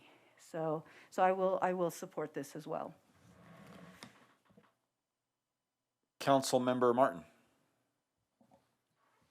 Thank you, Mayor Bagley. I would just quickly like to say that the reason that I didn't second the Mayor Pro Tem's motion was because I don't think that this ordinance has enough of an effect to justify a lot more data collection. It doesn't make very big changes for anybody, and it doesn't cause expense for anybody because it's built into stuff that's already happening.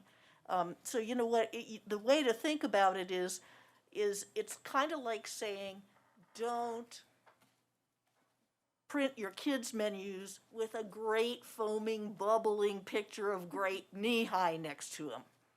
You know, that's about all it is. It's saying, don't promote these things. That's it. You're not changing the menu, you're not changing the prices, and you're not changing the choices. So, I mean, I'm going to vote for it. Councilmember Christensen. Yes, I like what all my fellow council members have said. I particularly like the way Councilmember Martin phrased it, is that all of us, you know, we see a picture of a big frothy soda on a hot day and we think, yes.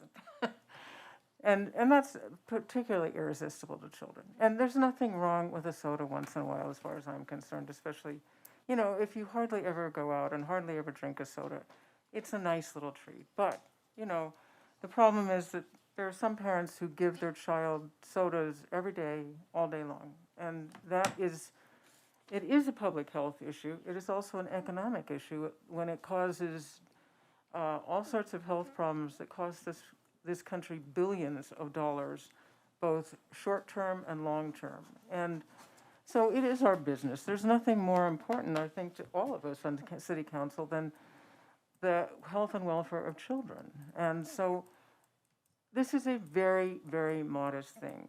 Many of the letters that I've gotten are, once again, turning a public health issue into a political issue. It is not a political issue. It is not a matter of government overreach and us dictating things. And, you know, this is not our initiative. These are the good people who have worked very hard to bring this initiative forward to us. We are carrying it forward, and the people who, as Councilman Rodriguez said, the restaurateurs who did fill out the survey, and there were very few of them, but they were, by a small minority, in favor of this. They said it doesn't cause them a problem. They're already doing it, or it doesn't really cause them a problem.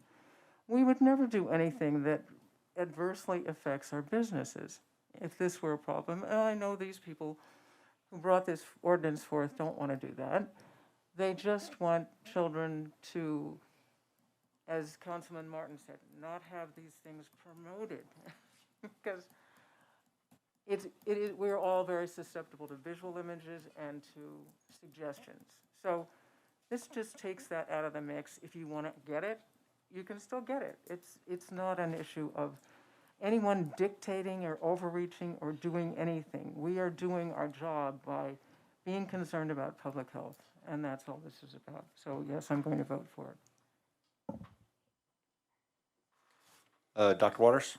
Thanks, Mayor Bagley. I was going to wait until we had our public hearing, but I think maybe that we'll be shut out of that conversation, or maybe we can interact with the public. Is that the case, Mayor Bagley, if people? Yeah, they're yeah. So I'll make some comments and then look forward to interacting with folks if there's any testimony. I just want to, we've all received the same kind of correspondence, and every kind of engagement I've had in recent weeks with the public, this comes up. And it always comes up as sugary drink, the sugary drink ordinance. And somebody who made reference to, maybe it was Councilmember Hidalgo-Fahring, to the way this has been reported. I do think that reporting, and I hope John's listening, and I hope the Longmont leader's listening, I do think that reporting has sent a message that distorts the understanding here. I refer to this as the healthy choice menu. And the reason being, it was presented to us as a way to package the menu to make it easier for parents to make healthy choices. Now, people can laugh at that or not, but that's the whole point. But I do want to acknowledge there's a view here, and I think we ought to understand for a whole bunch of reasons there is this political dynamic. Not that ought to hold the day, or that ought to drive the system, but that's the environment in which we're living right now, and so I don't want to those who see this that way. I don't want to be disrespectful to them, but I do want to say this: when we consider ordinances. And I commented on this earlier tonight when we were talking about rental licensing. I don't want to go back to that ordinance, but I think it is incumbent upon us to ask questions. What are we trying to solve? And is there a problem here? And you can't argue there's no problem here, right? There's decades of data. And I had a correspondent earlier today write to me to say, I don't care what the studies are, and I don't care what the data is, right? So, and I'm going to say, I do care what the studies are and what the data are. There's decades of data that make it clear that we've been for a long trajectory in a pattern that contributes to childhood obesity and type 2 diabetes. And Councilmember Christensen is correct. The healthcare implications and the cost are staggering. 2 decades ago, it was the next tsunami coming at us in terms of both care and costs. So is there a problem to solve? Yeah. Does this solve the problem? I don't think it solves the problem. It's not going to solve anything. The other question is, does it do harm?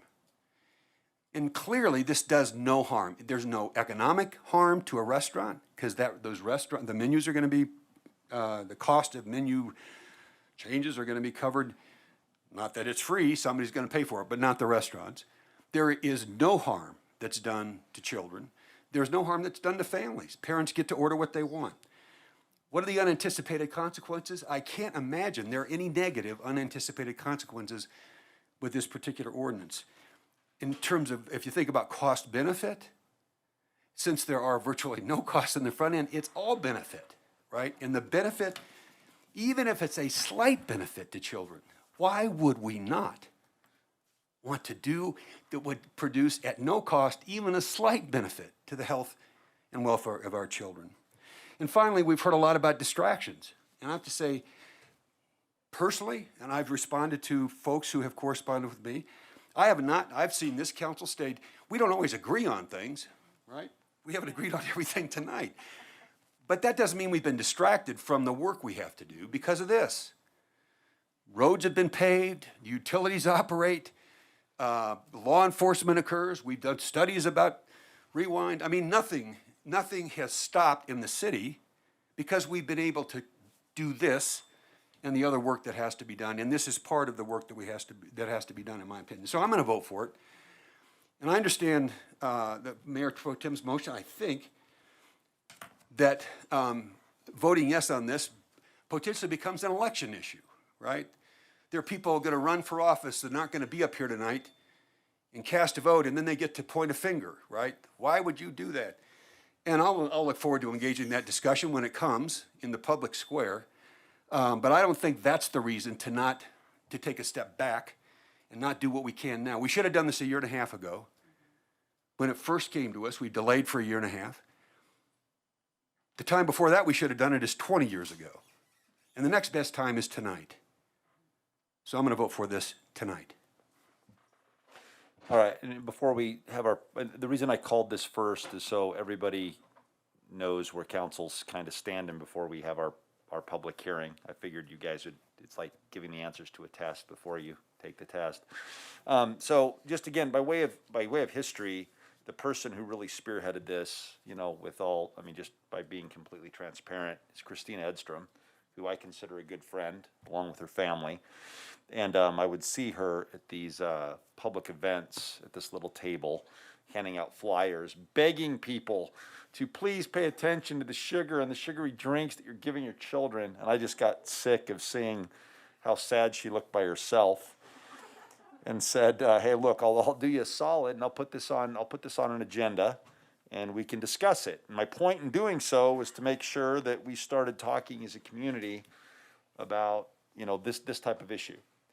And so, so that's it. I'm not going to vote for the ordinance. I'm in the minority tonight.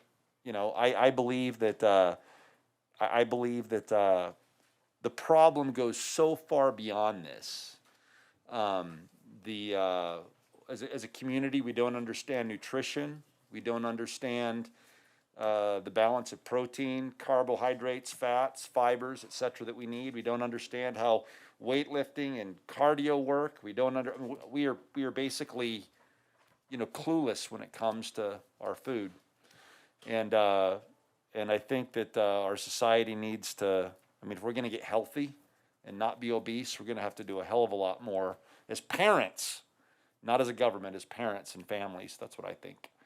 But I don't think that this is going to, I mean, I do believe that if I come from a world where unless a court has adjudicated a parent unfit, whatever you do is determined to be in the best interests of your child, just the assumption. So one person could come in and order a Coke, and they might be feeding their kid 20 of those a day. Another person might come in and give their kid a Coke, and it's the only Coke they're going to see for the month, and it's a treat for getting straight A's or goes into their diet. I don't know. But I don't think we should be involved in that. But I do think that this is worthwhile. The discussion is worthwhile. I will not criticize, or I don't believe that it's a futile endeavor on behalf of Ms. Edstrom and the kids. I also do not, I can understand why my colleagues would vote for it. It's just an ongoing issue that we're going to have to keep talking about, or else just get fatter as a society and more unhealthy. So, that said, let's go ahead and open it for the public hearing on this matter. So we've got quite a lengthy group, or a lengthy list in the group. We're going to start with you, Christine Edstrom. And if whoever wants to come up, you have 3 minutes, and we'll go from there. Hello, good evening, Mayor Bagley and City Council. First, I just really wanted to sincerely thank each and every one of you for voting unanimously to move this ordinance forward, and for all of just listening and all the time we've taken from City Council to come and talk to you. Really appreciate each and every one of you. So after 4 years of public engagement, which has included, you know, going to the fair and Cinco de Mayo and so much public outreach, having sessions where we would talk to the community and show movies, documentaries, public education, coalition building, bridging community engagement with nonprofits and restaurateurs and parents. We are just thrilled to be here at the final reading of the Healthy Drinks and Kids Meals Ordinance tonight. You know, we've heard a lot from the public. I know you have all too, but a lot of really positive feedback from parents specifically about how this ordinance would make dining a not only more healthy experience for the families, but also a less contentious experience as well, just not having to argue with their kids about what they're drinking with their meal, making sure that it's a healthy one. We've also heard from people saying that they are just so proud to be a part of a community that cares about the health of its youngest residents and is taking concrete steps to stem the really alarming trend of childhood obesity and diabetes. This evening, you'll be hearing from Camille Rodriguez, who is the Executive Director at Boulder County Public Health, Greta Waddell, who is a Longmont High School student as well as a Longmont Youth Council member, Dr. Megan Mueller, who is a public health researcher at Colorado State University, Tessa Hale of Boulder County Public Health, as well as finally Rebecca Dubroff, who is the Governmental Relations Director at the American Heart Association. And we're very happy to take any questions you have as well. All right, thank you. Camille Rodriguez, that means you're up. Good evening, Mayor, Longmont City Council members, and also to City Manager. Thank you for having us. Again, I'm Camille Rodriguez. I'm the Executive Director of Boulder County Public Health. I've only been a part of this community for about 3 months, but I quickly was acclimated to the work done by this group. I mean, you've heard from the Healthy Longmont Coalition. We are facing a challenge here, not just in the United States regarding obesity, but right here in Boulder County. While Boulder County does have a reputation for being one of the healthiest counties in the nation, and Colorado as the healthiest state, our childhood obesity rates have almost doubled since 2003. And nearly 1 in 4 children between the ages of 2 and 14 in the county are overweight or obese. And I just appreciate your leadership tonight in listening to us and considering a healthy drinks in children's meals ordinance to protect and promote the health of our children. Evidence tells us that sugary drinks are a major culprit in contributing to obesity and chronic disease. And in fact, we know that reducing sugary drink consumption is one of the definitive approaches to reducing childhood obesity. Sugary drinks are the #1 source of added sugars in the American diet, and children who drink at least 1 sugary beverage a day are 55% more likely to be overweight or obese. In addition to this, we know that the beverage industry's focused marketing on kids, especially children of color, causes our Latinx children to be inequitably impacted by sugary drinks. In Colorado, 19% of children drink 1 or more sugary drinks per day, compared to 30% of Latinx children. 28.2% of Boulder County Latinx high school students experience obesity, compared to 9.7% of white high school students. Children's health is important to all of us, and we encourage you to make healthy choice an easy choice for children and parents. This policy is ultimately an incremental change that supports our local efforts to promote children's health, such as Longmont's Healthy Eating and Active Living Cities and Towns designation, and our state policy prohibiting sugary drinks at commercial daycare centers. This policy protects the health of children, like seatbelt laws do, and establishes parents as decision makers, you've talked about this, and educators for their children when ordering food in restaurants, as you've so well talked about tonight.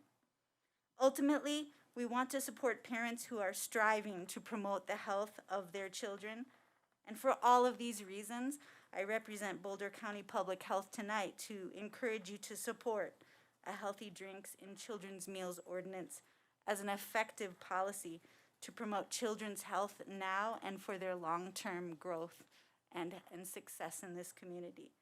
Thank you for your thoughtful consideration of this policy. All right, Greta Weddle.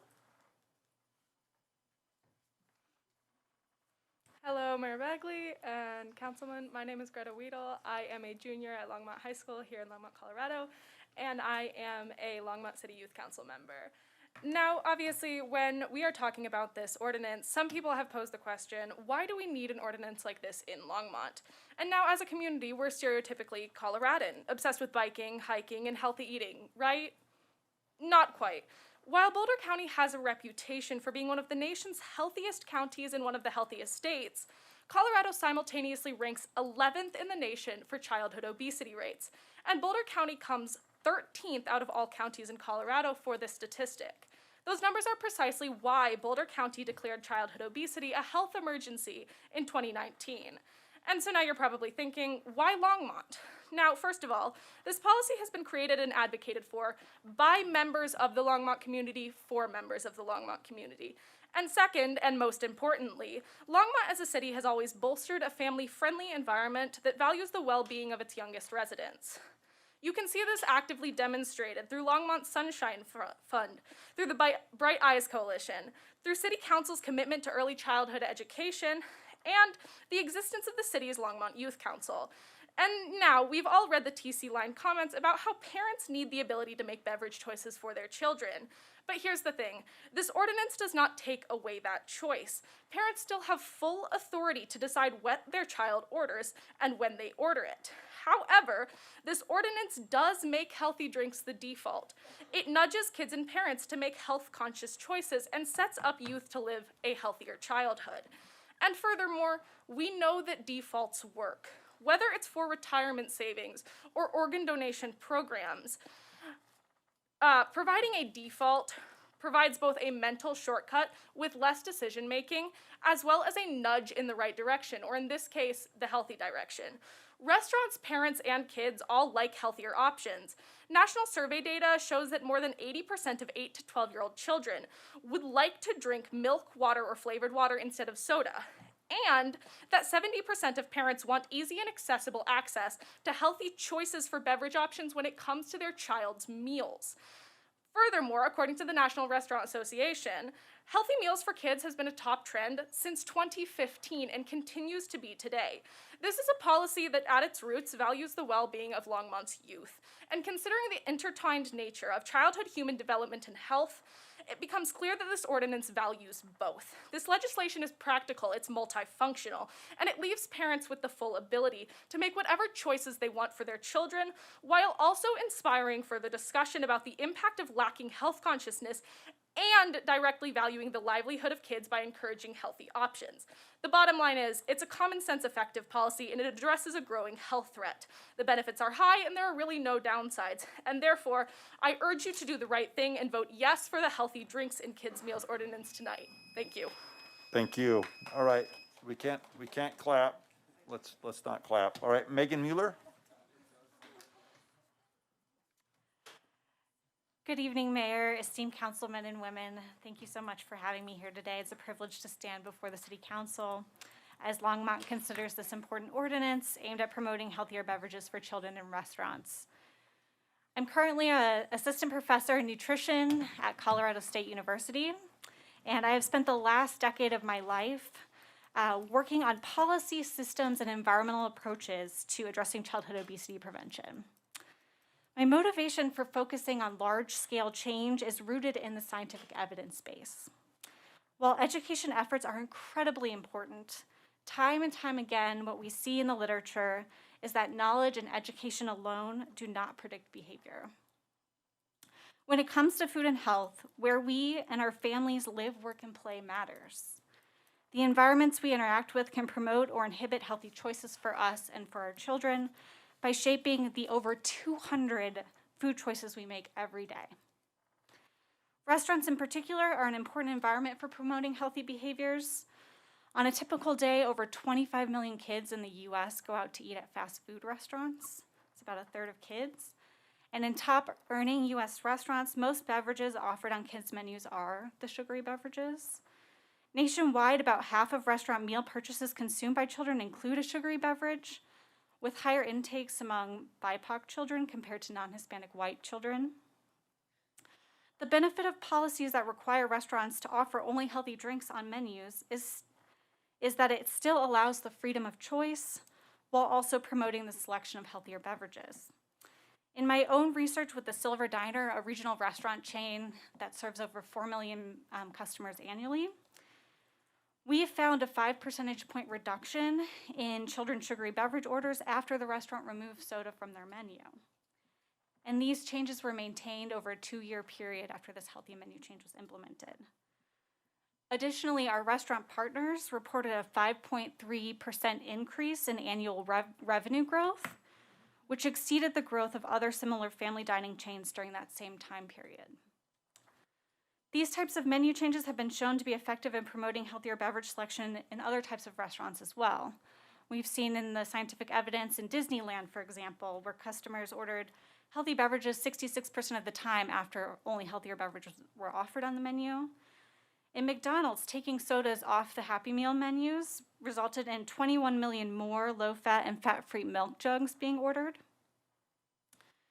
And since McDonald's removed soda from its children's menus, the percentage of Happy Meals sold with soda has decreased from 62% to 48% from 2013 to 2018.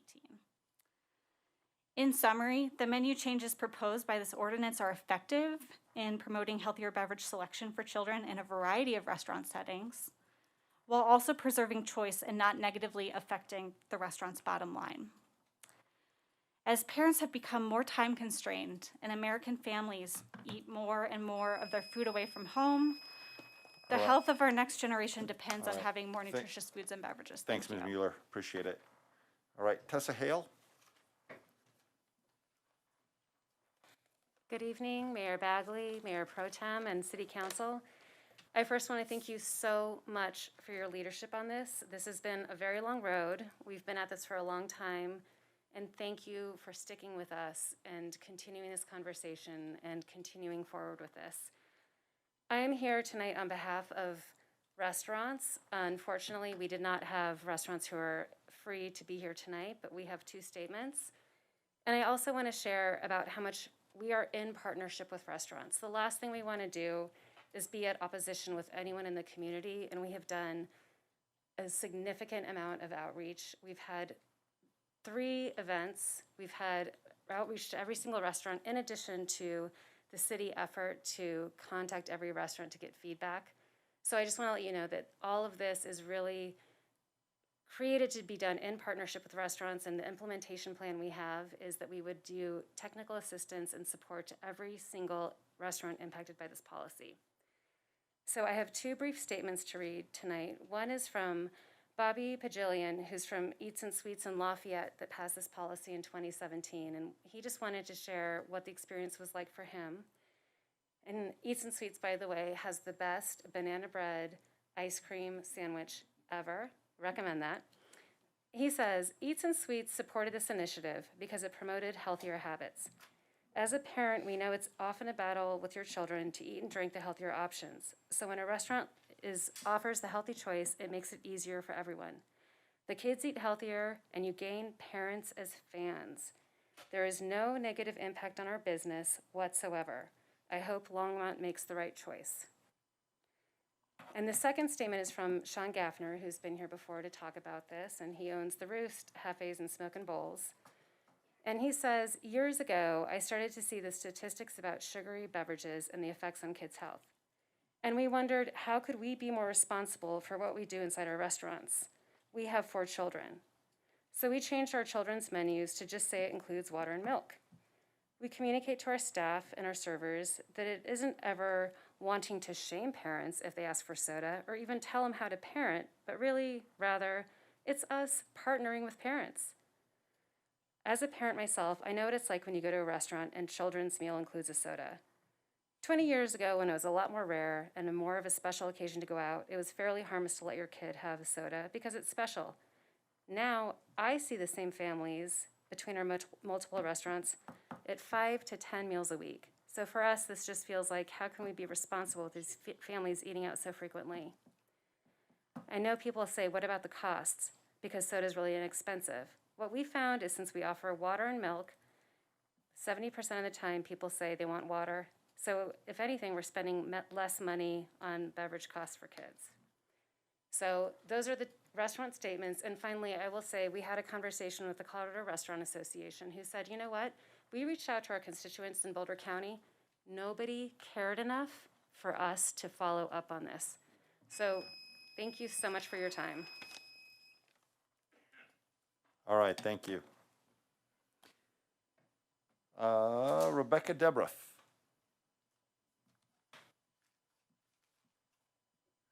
Hi, good evening, Mayor and City Council. My name is Rebecca Dubroff, and I'm here on behalf of the American Heart Association, who advocates for policies that support the health of all children and enable them to grow up to be healthy adults. The average American family spends over half of its food dollars on eating out, dining out 4 to 5 times a week. This is why it is so important to offer healthy drink options with kids' meals. Sugary drinks affect the body in a uniquely harmful way. For one thing, they provide loads of extra calories without decreasing your appetite like food does. In fact, sugary drinks are the #1 source of calories and sugar in the American diet. The amount of sugar consumed if a child orders a sugary drink at a restaurant 4 times a week leads to 9 pounds of excess weight gain over the course of a year. Since families eat out at restaurants more regularly now, the regular drink at restaurants are the norm. And if the norm is set at a young age for a sugary drink to be the go-to beverage at a meal, this norm will continue into adulthood. If we are to ensure that this generation of kids grows up with healthy norms that lead to healthy bodies, we need to act now, because the situation is urgent and dire. A new study in the Journal of the American Medical Association just reported that American kids have gained a significant amount of excess weight during the pandemic. The largest increase was among children aged 5 to 11, who saw an average gain of 5 pounds. Overall, the percentage of kids in this age group considered overweight or obese jumped significantly, from 36% before the pandemic to almost 46% now. Another study that came out recently found that among Black and Hispanic children and teens, type 2 diabetes has skyrocketed in recent years. Between 2001 and 2017, the number of youth younger than age 20 living with type 2 diabetes increased by a staggering 95%. We know that drinking one sugary drink a day increases the risk of developing diabetes by 33%, and it increases the risk of heart disease by 25%. Addressing sugary beverage consumption in kids is one of the most effective ways we can curb this disturbing trend and ensure that kids grow up to be healthy adults. So I thank you for considering this, and I urge you to vote in favor of the health of our kids. Thank you. All right, Jeffrey Justice.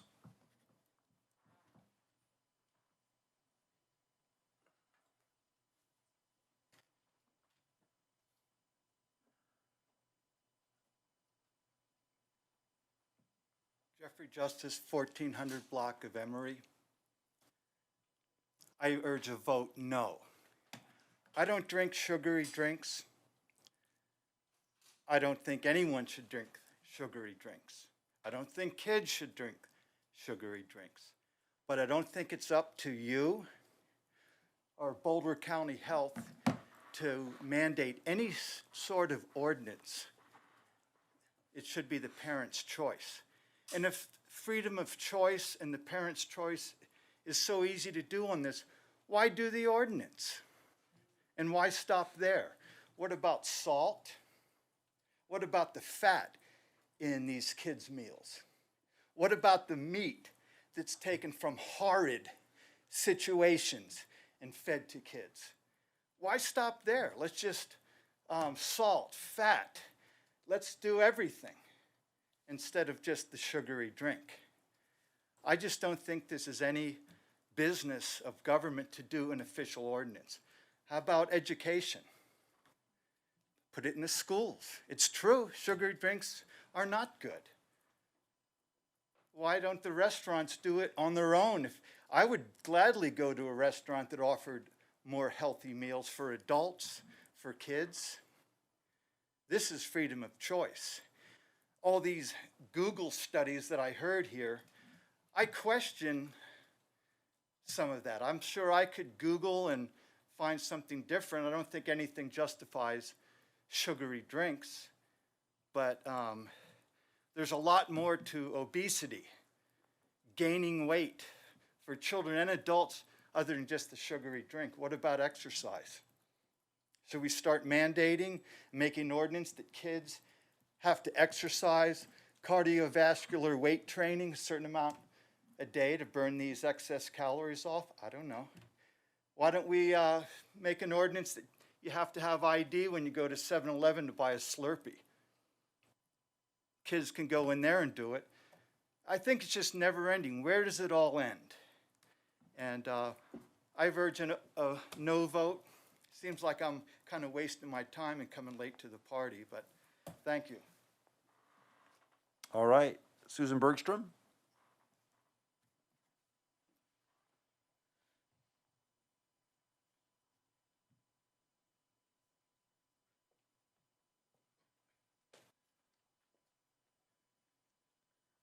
Susan Bergstrom, 1819 20th Ave, Longmont. And I just want to say it does not take a village. It seems to me that most of you believe it does. It takes two parents, and city council does not fit the bill. This is gross overreach. And furthermore, many of you that I'm seeing speaking on this, I'm not a health nut, okay? I don't claim to be. But many of you don't appear to be either.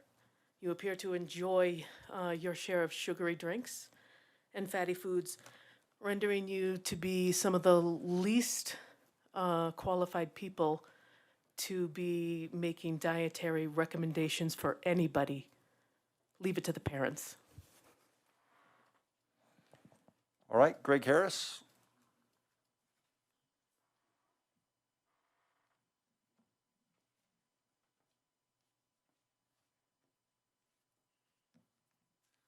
Good evening. My name's still Greg Harris.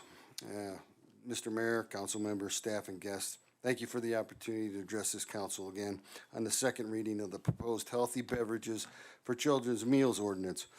While it's great to encourage healthy eating, it is not the responsibility of the city council. I oppose this ordinance. It infringes on the right of citizens and businesses to make decisions for themselves.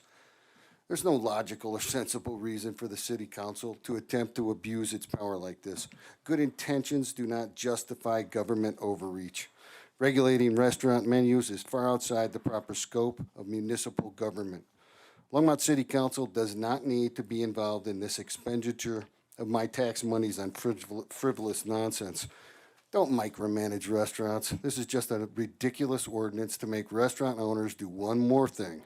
Why ask more of restaurant owners who have managed to keep their businesses despite the pandemic? The city council should be supporting small businesses, not enacting inappropriate ordinances. Restaurants have had a very rough time recently. They do not need more restrictions on how they operate. Trust parents to make decisions for their kids. This is a parental issue, not a government issue. It is the role of parents to guide their children to make healthy choices. In summary, good intentions do not justify government overreach. Do not micromanage restaurants and trust parents to make decisions for their kids. I oppose this ordinance. It is a waste of time and energy. There are so many more important things for our local government to be spending their time on. Infrastructure, attainable housings, supporting the police, and economic development. Let parents choose what to give their children. Allow people to make their own choices. Let them choose to be better. I ask that you vote no on the proposed ordinance. Thank you. All right, Strider Benston.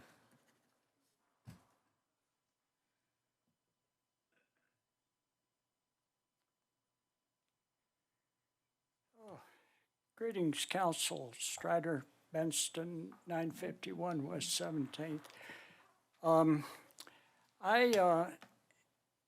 A lot of people don't know it, but I'm instinctively on the libertarian individualist side of looking at the public thing, not in the Rand Paul mode, but in the Henry David Thoreau mode, march to a different drummer.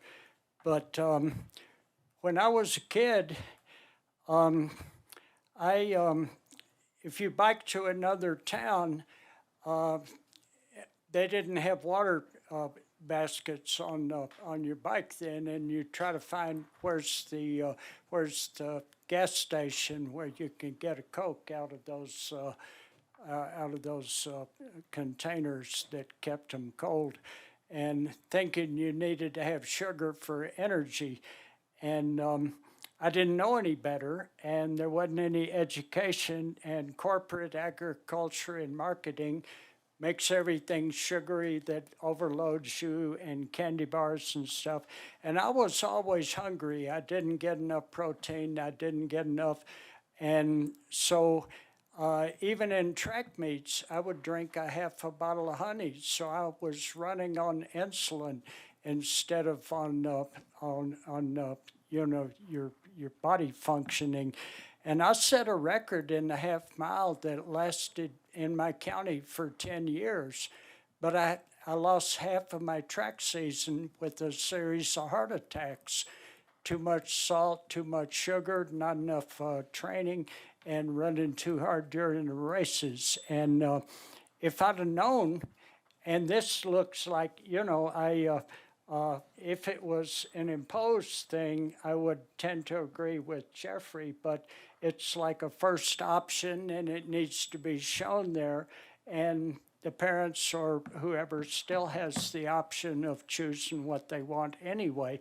So although I have instinctive modes on the individualist side, I think basically as an educational tool, and that it really, it fits. And, you know, maybe I would have set a record that would have lasted for 60 years instead of 10 years if I hadn't had the heart attacks. But they were relevant to having too much sugar, too much salt, and not enough real food.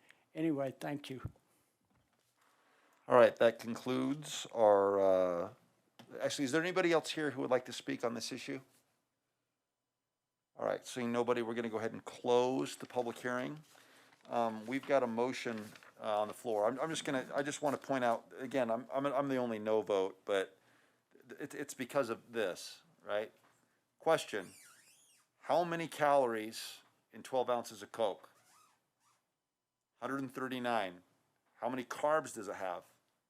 35. Each carb has 4 calories in it.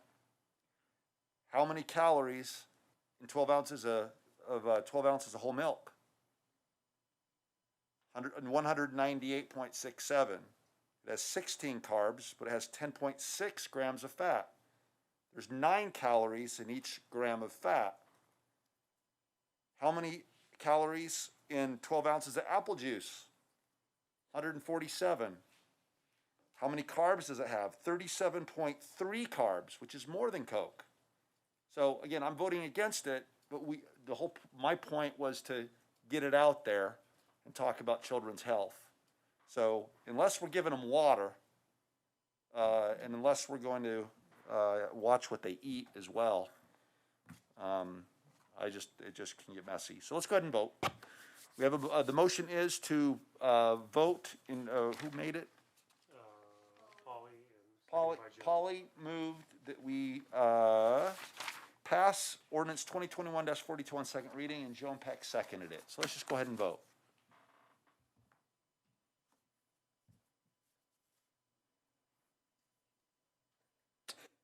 All right, and the motion carries 5-2 with myself and Mayor Pro Tem Rodriguez voting against. All right. Okay, let's go on. It's 9:30. Do we need another short break? All right, let's go ahead and take a 5-minute break. Then we're going to come back and let's have a budget presentation. And we'll also be talking about ordinance 2021-48. Thank you.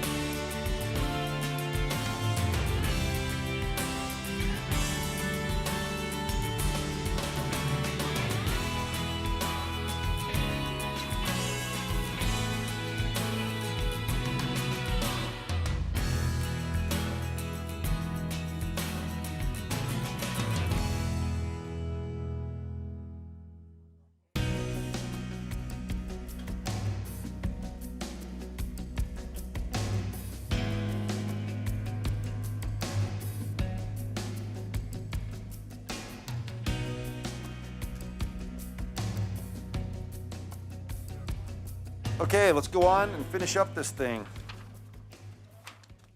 All right, 2022 budget presentation. Actually, let's do the ordinance 2021-48 first, if we could. Get people home that don't have to be here. Yes, ordinance 2021-48, which is general business, number 12B on our agenda. A bill for an ordinance amending chapter 14.04 of the Longmont Municipal Code on the Windy Gap surcharge and the public, anyway, that's it. Good evening, Mayor Bagley and members of council. I'm Becky Doyle, Assistant Director of Business Services, here to talk about an update to the Windy Gap surcharge. So the Windy Gap surcharge is a fee that we charge for new connections to the water system. Currently, it's at $13.20 for a residential tap, and it's been set there since 2017. It expires at the end of this year, so we need to update it one way or another.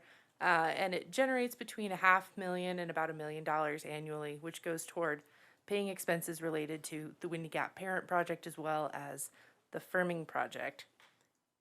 So the change condition at the moment is that the construction is underway on the Chimney Hollow Reservoir, which is the project for the Windy Gap firming project.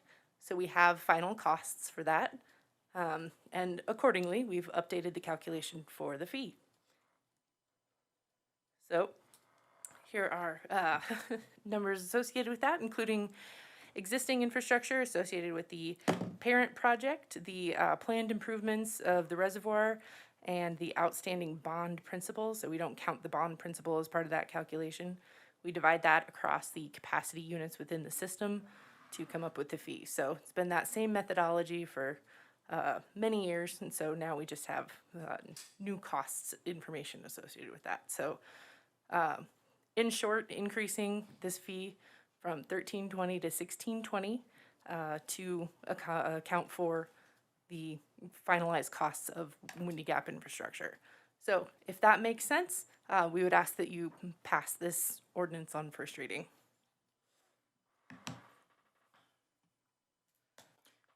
Do we have a motion?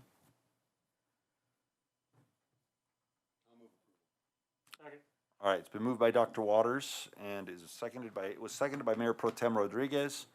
So let's go ahead and vote on ordinance 2021-48. Actually, is there any additional debate? Dr. Waters, I see that you're in the queue. Well, the reason I'm in the queue is I moved approval. I'm going to vote for approval. But I just wanted to make the observation. This will translate pretty directly into likely a $300 increase in. This is all new construction. This is an example of growth paying its own way, right? So that's all good. But we also acknowledge that it's going to likely increase the cost of a home by that amount of money.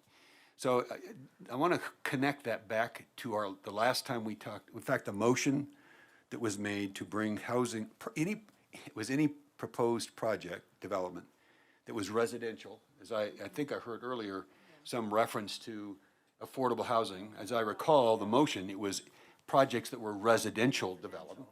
But I didn't have those minutes in front of me. But in that conversation, I know I kind of went on a rant about our timelines adding costs to housing units they get paid for by home purchasers, right? So we're going to do that tonight. We've already done it. Well, we haven't done the cost of housing, just the cost of living with our earlier rates. But this is directly going to lead to the increased cost of a house. So let's put this in the column of one more reason to get really good and smart and efficient in the permitting process. Not to make sloppy decisions or poor decisions, good decisions, but in a much more timely way. That's the way to mitigate some of these costs, right? By reducing time, which translates into cost of homes to home buyers when it drags out. That's the only point I want to make. And I'm going to keep hammering that until we get it fixed. All right, let's go ahead and vote. All in favor of ordinance 2021-48, hit yay on your screen.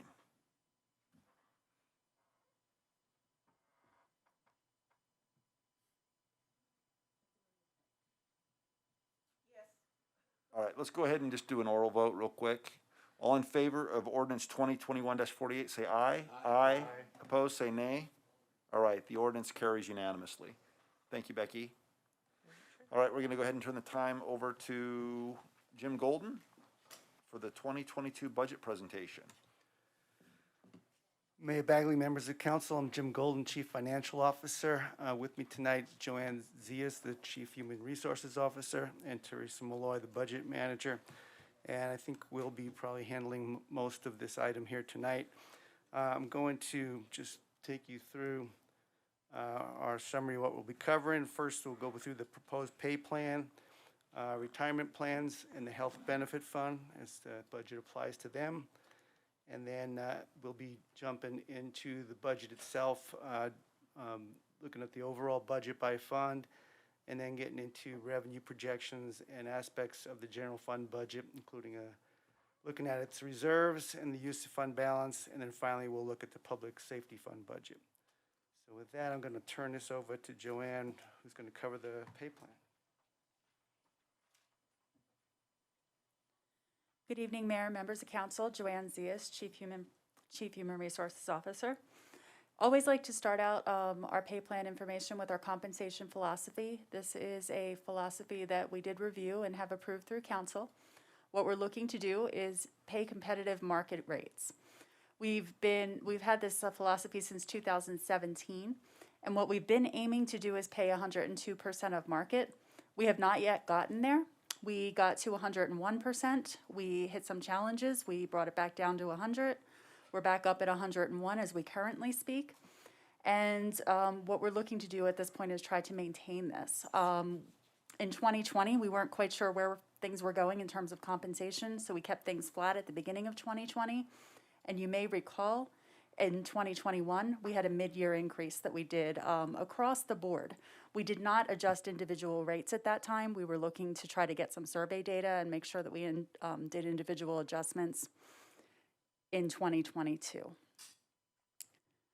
So moving forward, looking into 2022, we were able to go ahead and get some good benchmarks, and we do have a 2022 compensation and pay plan that's individualized and matched to those benchmarks.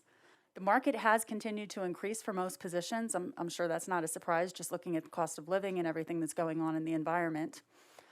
So because of that, continued salary increases are anticipated.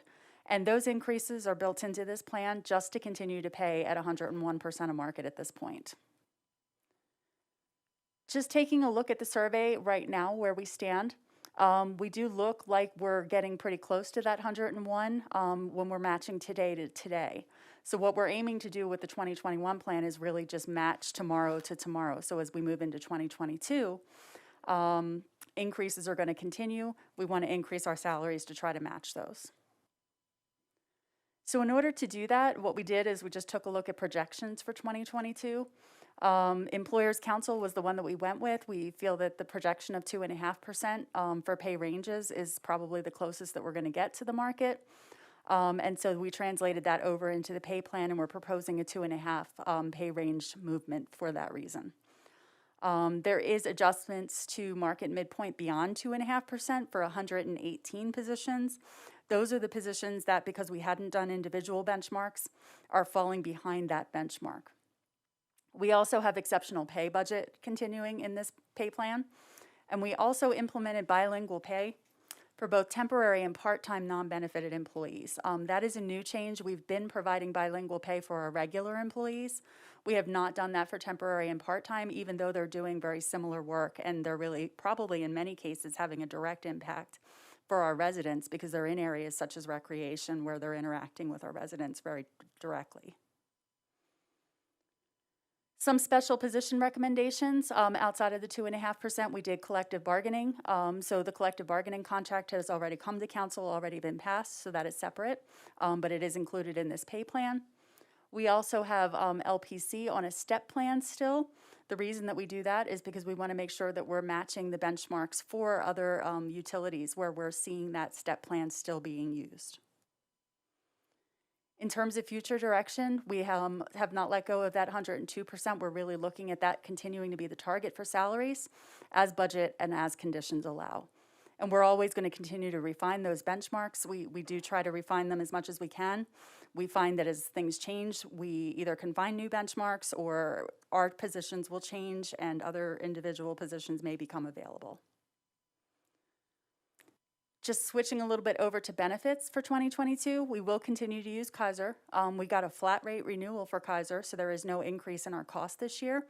We also were able to negotiate for 2023 and 2024 a rate cap of 5%. So that really puts us in good positions. That does not necessarily mean we're going to pay a 5% increase. It just means that that's the maximum increase we could pay. Without that rate cap, we could be paying up to a 15% increase depending on what our usage was. We also have a 2% increase built in for our dental plan, and that probably is the biggest increase we have for 2022 for our benefits. We are in the process, and I bring this up just because employee assistance is a really important topic right now with everything that is needed for mental health and people being able to stay well and care for themselves. We're in the process of making sure we have an RFP go forward to ensure we have the best comprehensive services for employee assistance plans. We have a number of things outside of our EAP that we do for mental health and for wellness for our employees. So we have an incorporative peer support. We've have both a fire, a police, and a general employee peer support team. We have clue classes that we're doing a lot to make sure that we're focusing on making sure people are taking care of themselves as best they can. And then Kaiser has also helped us a lot with mental health additions. So they have an online app that they're allowing people to be able to utilize. They have care that you can utilize 24/7 just by text messaging. They have online appointments that are available that have not been having a copay this year, even though by contract they really could. And all of those are available for employees. It's just been a really challenging year for everybody across the board, so we just want to make sure we have those comprehensive services available. I'd like to turn it over to Jim for comprehensive benefit pensions. Well, they're changing. The one thing I wanted to draw council's attention to was the healthcare piece. To come into a year, obviously we had good performance, but to come in with no increase and then be able to negotiate no more than a 5% increase in the next 2 years, that's a pretty significant step that I'm not sure how common that is right now in a lot of organizations. So I'm going to remain seated here since I think I got a rather larger presentation and it's a little bit more easier for me to spread out here. So I'm going to start with the defined benefit pension plans. We usually bring the pension plans to the council once a year during the budget process. Going to spend a little bit more time on it this year because we do have some significant changes to retirement plans, and they are having an impact in our budget as well. So wanted to make sure I brought that to everyone's attention. Mayor Pro Tem Rodriguez has been sitting with the defined benefit pension boards during these changes, so he's aware of that, but I want to make sure the whole council is aware as well of what is going on. So we have 3 defined benefit plans. The two old hire plans, police and fire, they are closed plans. There's only 8 in one plan and 9 in another. They're made up of a mix of retirees and beneficiaries. So that number is gradually reducing. And so it's had an impact on those plans and their funded status as those numbers have changed recently. The general employees retirement plan, though, is for all employees other than the police and fire employees. And that, in fact, we've had in place for a long time. And as you may have known in recent budget processes, we've had to make some funding decisions in that regard. So we get an actuarial study for these 3 plans every year, and what we've been advised by our auditors, you might recall a couple of months ago that the auditors pointed out that we were using an outdated mortality assumption. So our actuary did recommend that we update the mortality assumption. And then more importantly, our discount rate, what we were using as an assumption for our return on investments has traditionally been 7.5%. And over time, that's become a high percentage for a retirement plan for an expectation on investments. So that was a decision that we've been considering or talking about, I should say, for a number of years now. And finally, we decided this year, just this past month in August, the retirement boards did decide to not just make the mortality assumption change, but also to change the discount rate. So when you lower that discount rate and assume that you're only going to make 7% on your investments versus 7.5, that has a big impact on your overall actuarial calculations, and it increases your liability. I provided 2 actuarial presentations that we received last month as attachments in your packet. I'm not going through them. I just wanted to make them available to the council so that they can all see that, the same information that the board was looking at and considering. Our plans are well, I'll talk about their funding in a couple of minutes, but jump right in maybe and say that the old hire plans, which have not been fully funded for a while, now are fully funded. We've had a couple of good years of investment returns in 2019 and 2020. And although we do smooth our investment returns in over 5 years, that both of these plans, between the investment returns and the fact that we've had we've lost some members of those plans, have brought these to a fully funded status. So the old hire police plan has a negative unfunded liability, so it's a surplus of $91,000. It's almost 108% funded. The fire plan has a surplus of $494,000 and almost 120% funded. Those amounts are after the assumptions that were that we changed for these plans. So we actually were a higher amount when we first got our study before we made the decision to change the 2 assumptions. So they were even stronger funded. They were 114% for the police plan and 127% for the fire plan. And so the result of changing those assumptions was a drop about 7-8% for each one of those in a funded status. So we're making recommendations for benefit increases for those remaining participants in these 2 plans. For the old hire fire plan, the last benefit increase was in 2019. So we're recommending a 3% increase there, which would be 1% per year since the last increase. The old hire police plan hasn't had an increase in 2014. Reason for the difference there is because the fire plan had reached full funding in 19, so we made that increase at that point in time.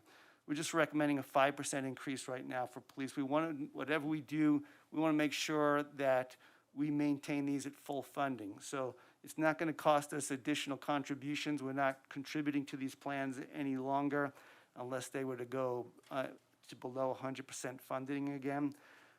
But we are able to afford the increases for these individuals that we're recommending and still keep these 2 plans at above 100% funding. So now the general employees retirement plan, we've had a history of being fully funded all the way through 2008.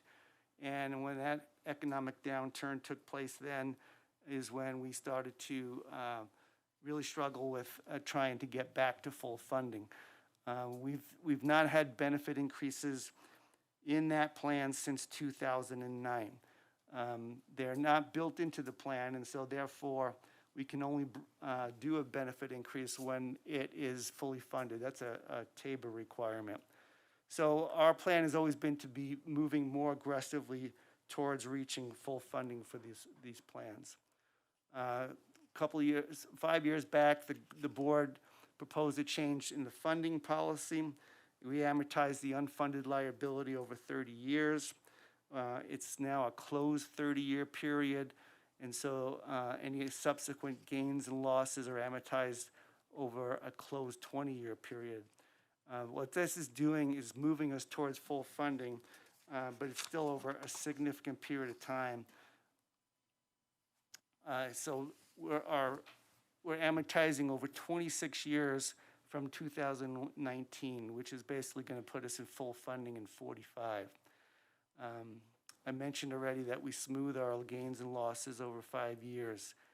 So in this study this year, the GURP reached an unfunded liability of $19.7 million and a 90% funding, versus last year the unfunded liability was 22.6 and 87.9% funding. Now, 90% funding is pretty strong for a public plan. You don't see many public plans that are fully funded. It's certainly not active plans. The old hire plans are certainly a different animal compared to this. But again, we did make those same assumption changes to these two plans last month, so those are also going to change the numbers again here. They're restating the unfunded liability now to $37.2 million, and the plan drops to 82.7% funding.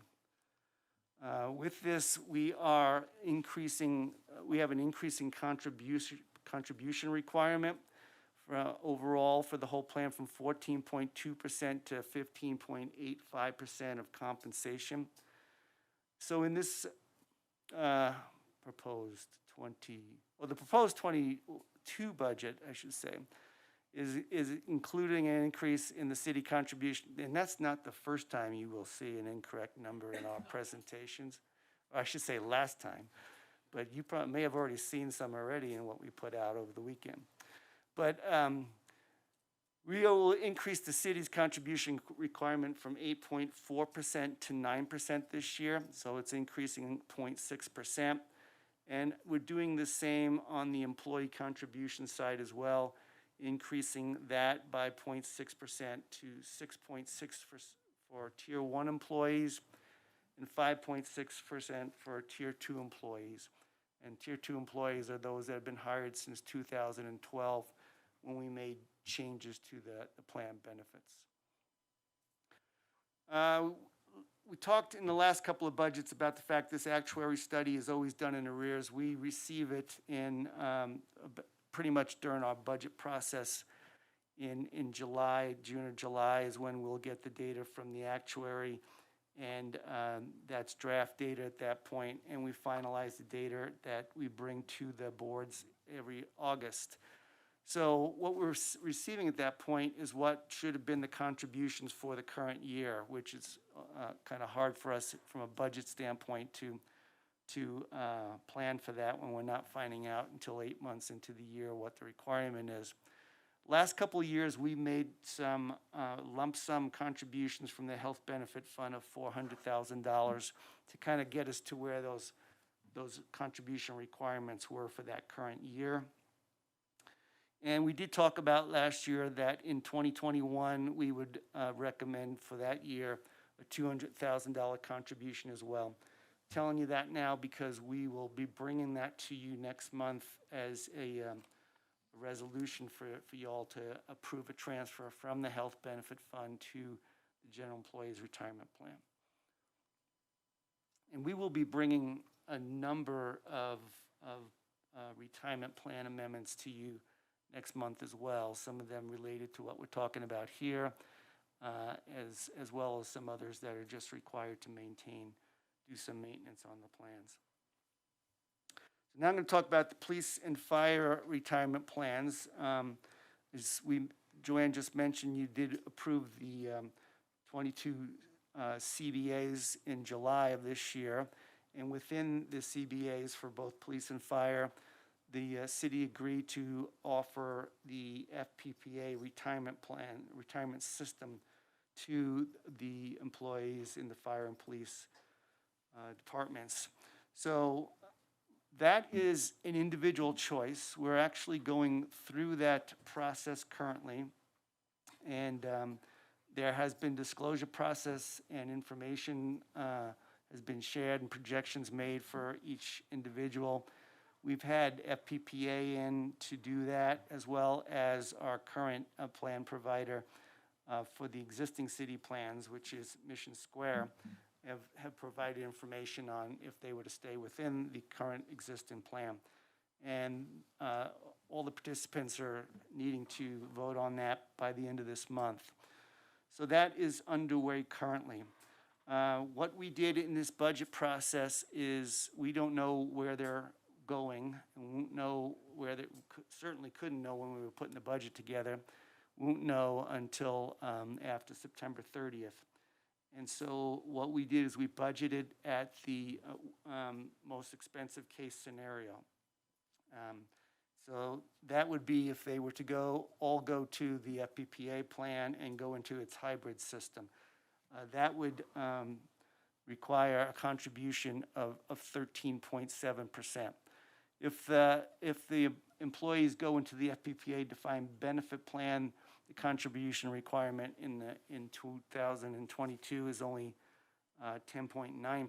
So that's kind of like the low end scenario.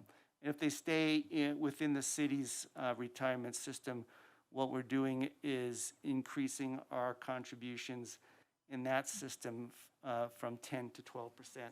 And the intent there is to try to be competitive, to make sure, and fair. It's an equity issue, is that if you're choosing to stay with the city plan, we're going to put the same amount of money towards that plan, which is a defined contribution plan, as if you were to go into the FPPA's defined contribution system as well.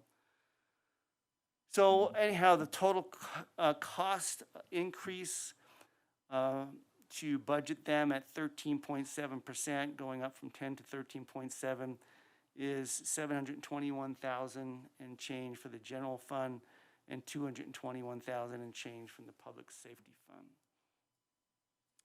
That's all I had on retirement plans. I'm going to jump quickly into the health benefit fund.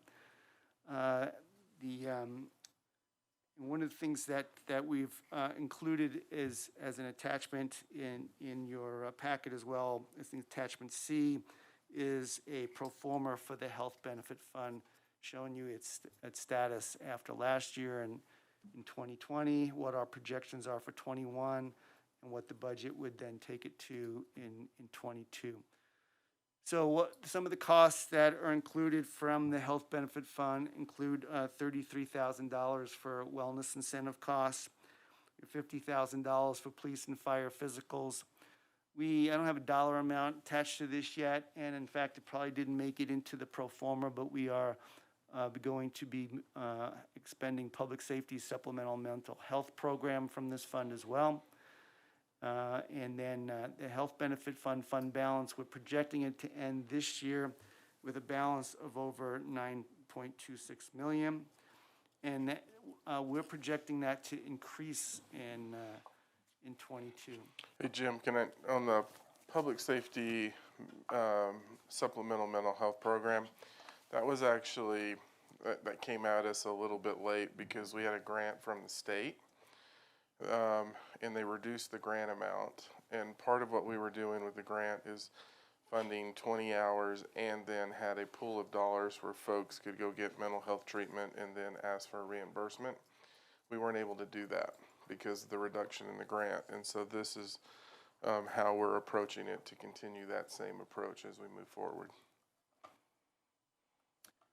We actually don't do a budget for the health benefit fund itself. We budget transfers to go into the fund to fund the benefits and the costs that I was referring to. And the largest cost out of this fund are the premiums for the employee health and dental coverage. So as Joanne mentioned, there's no cost increase from Kaiser for the health benefit. And we've kept track of Kaiser over the years. Since we've been with them in 2007, our cost increases have averaged 4.29%, which is a pretty good history for us.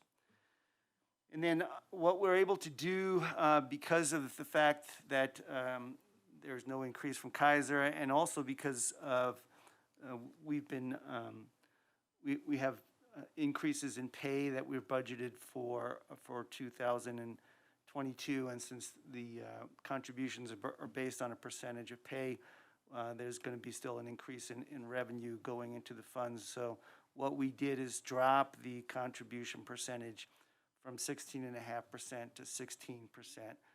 It's been at 16.5% for probably the last 3 or so years. So that's it on the health benefit plan. I will, or fund, and I will now get into the total budget presentation.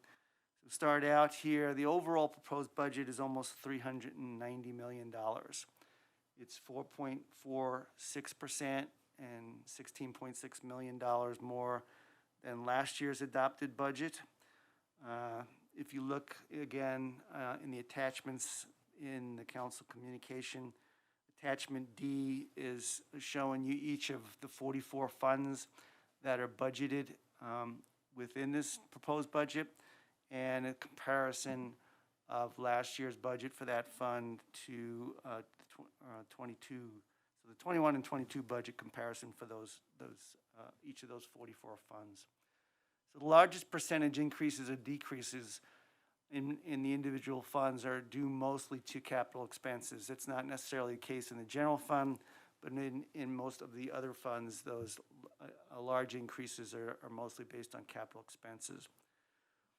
CIP projects for 22 actually decreased from what we budgeted for 21. It went from 84.7 million down to 78.5 million.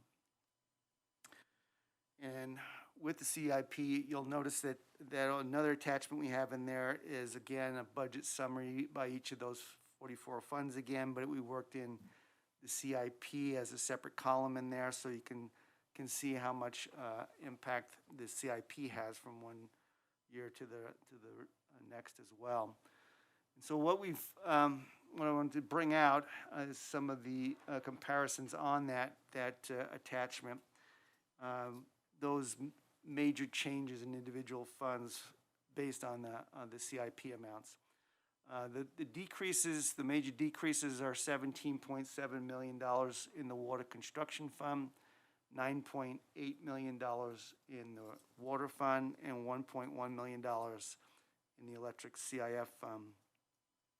The major increases in the CIP amounts are $7.5 million in the streets fund, 4.6 in the public improvement fund, 3.6 in the park improvement fund, and 2.1 million in sewer construction, as well as 2.1 million in the sewer fund itself, 2 million in the conservation trust fund, and 1.1 million in the sanitation fund.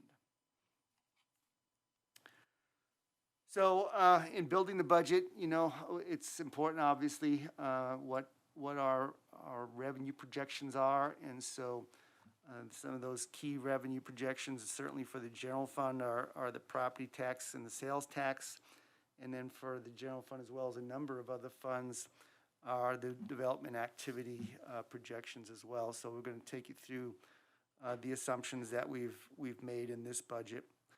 So this here is showing you our sales and use tax revenue projections. You'll be getting the July update from me probably tomorrow, but the performance through July is that we have overall growth of 14.1% in sales and use tax. Most of it is sales tax, 16.8%. We're only up 0.6% in use tax, and July wasn't a good month for us with use tax.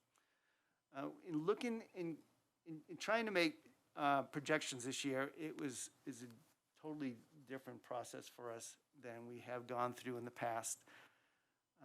We typically will look at each of the categories and do some trending and make some projections based on categories, and we'll come out with a mixed percentage of what our overall increases are.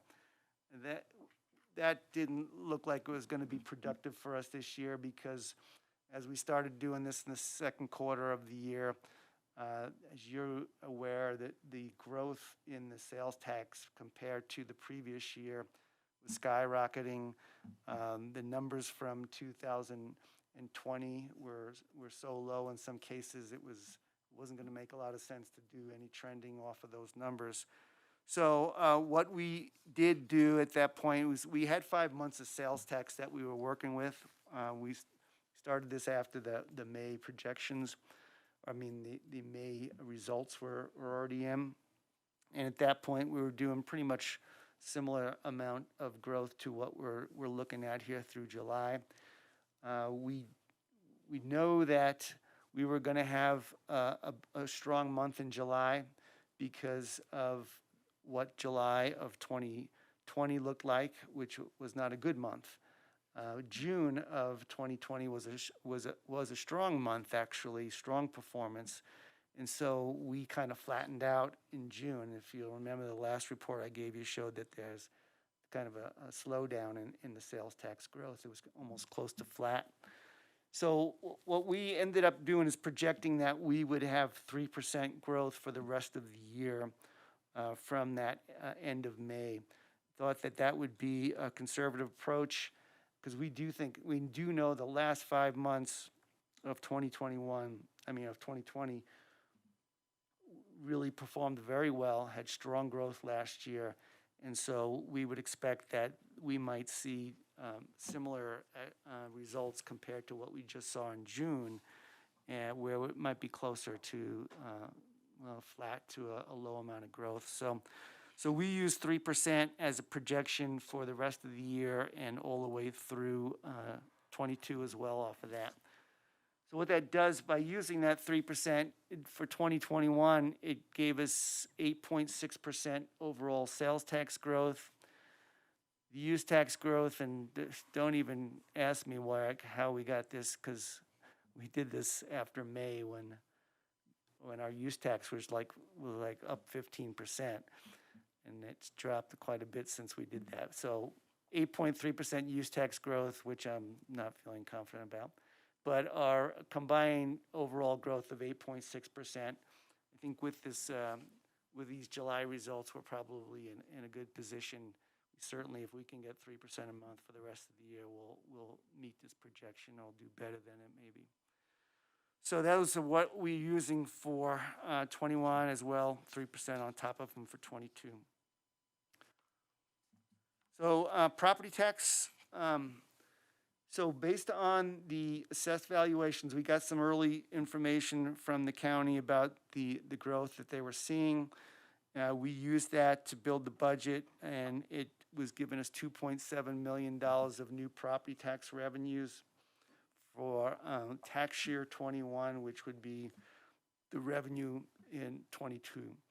So the preliminary assessed valuations that they have to give us by law just arrived at the last week of August, when we were obviously just kind of putting this final together to give to the council. And it reduced that by $151,000.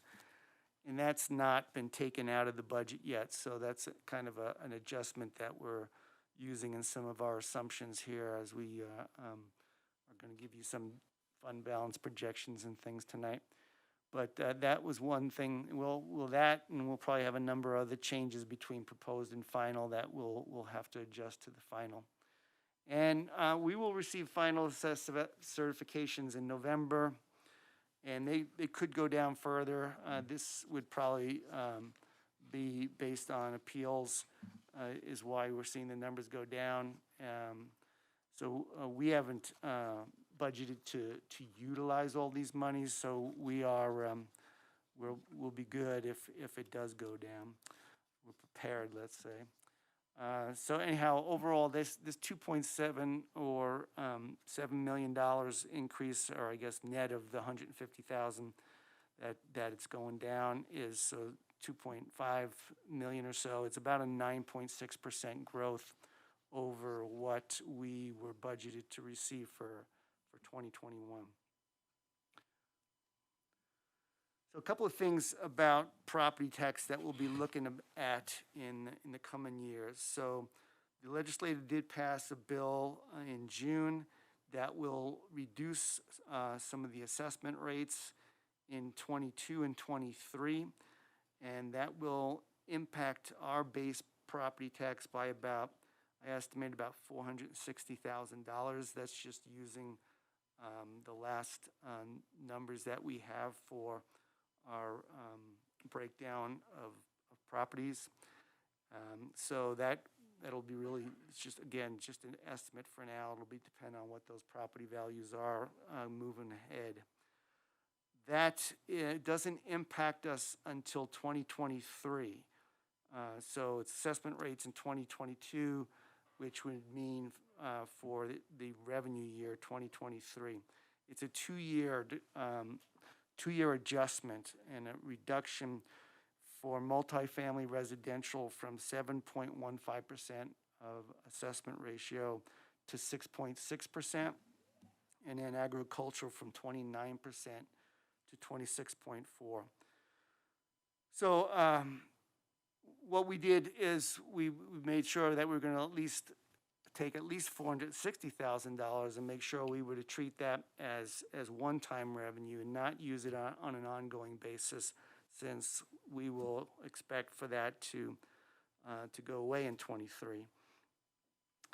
Now, then, since then, last month, there was another initiative that was approved, signatures were approved, I should say, to go on the 2022 ballot.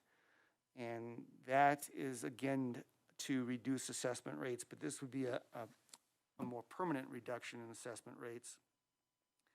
And it also is a little bit more widespread and a lower rate. So multifamily residential there would drop to 6.5%, and an all commercial would drop to 26%.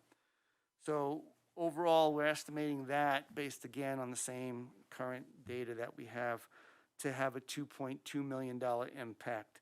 That's not on top of the $460,000, so it would be the difference between those two is what we would lose, and that would be beginning in 24. Any growth over and above since then, or between now and then, would also be impacted as well. So that's something that we're going to need to be prepared to deal with in our 24 budget process.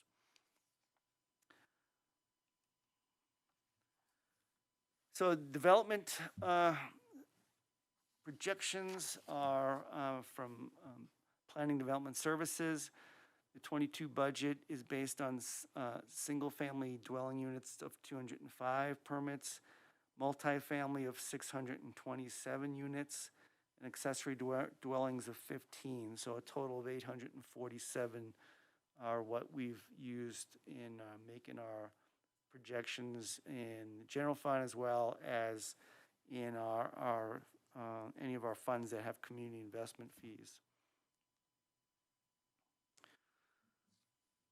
All right, so the general fund proposed budget, 2021 adopted general fund budget ongoing revenues and expenses were $86,800,000 and change here.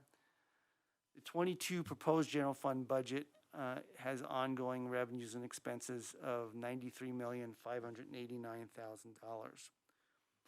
So a difference of $6,778,000 greater in 22 over 21.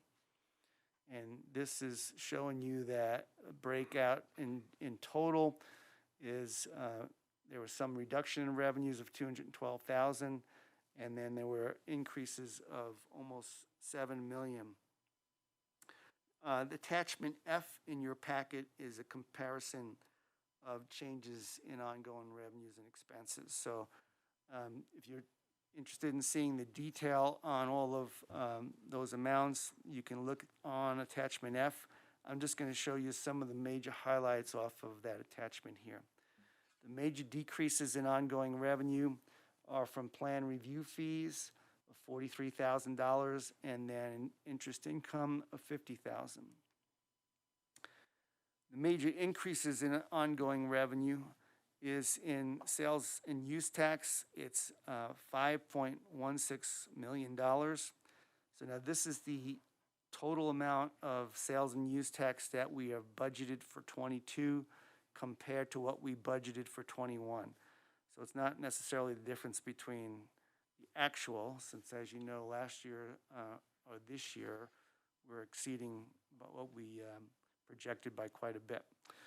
And then property tax is increasing by 225. So that's an ongoing number. So I told you a little while ago that we had $2.7 million of additional property tax in this budget.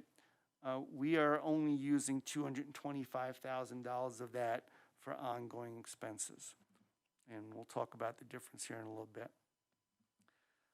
Other increases in ongoing revenue is Longmont Housing Authority reimbursing the city for some positions at $474,000. Building permit revenue $305,000. Utility franchise revenue increasing $302,000. Recreation fees, which, as you may recall, we did reduce those last year quite a bit. So we're having a slight increase of $120,000 here in '22. And then administrative transfer fees increasing $118,000 and change. And then the changes in ongoing expenses, which again you can find on that same attachment. They're going from $86.8 million as well to $93.58 million. The increases in ongoing expenses are $7.67 million. The reductions are $891,000. And again, we'll look at some of the big ones there. The big decreases, our utility billing expense with Platte River Power Authority, who operates our CIS for us, are decreasing by $383,000. It has to do with the fact that Fort Collins is back in that arrangement, and so sharing that cost with us versus we've been budgeted to carry the load in full over the last year or more. And then workers' comp insurance, this is both a impact of our, we've had some pretty good experience in the workers' comp area, and we've really built up the strength of our workers' comp fund to a point where we don't really need to continue to put the same level of funding into it. So we dropping that overall, and the impact on the general fund was $314,000. Museum service fund transfer decrease of $90,000, and development services incremental development revenue. So there's development service expenses that have been dropped by $65,000. And then the $5,000 for video services public access is tracking with the decrease in the excuse me, in the cable franchise tax. So the major increases in ongoing expenses are, and you can see for the first two items here, the ongoing level 1 and 2, those are on attachment G of the packet. And we actually detail each one of those ongoing level 1 and 2 expenses. Ongoing level 1 are expenses that we have to fund. We're gonna incur them whether we fund them or not. They're contractual or things like that, or we're already spending that level of money. Ongoing level 2 are kind of like somewhat increasing service levels. We have 9, almost 10 new FTE in the general fund. We'll be going through those with you next week. They're just a little over $1 million to the general fund. The pension plan contributions I talked about for not just fire and police, but also for the general employees. The increase for the general fund is $879,000. Other pay and related benefits are over $3.1 million. We have increase in human service agency funding. We are bringing the human service agency funding up to 3%, as has been the goal over the last few years.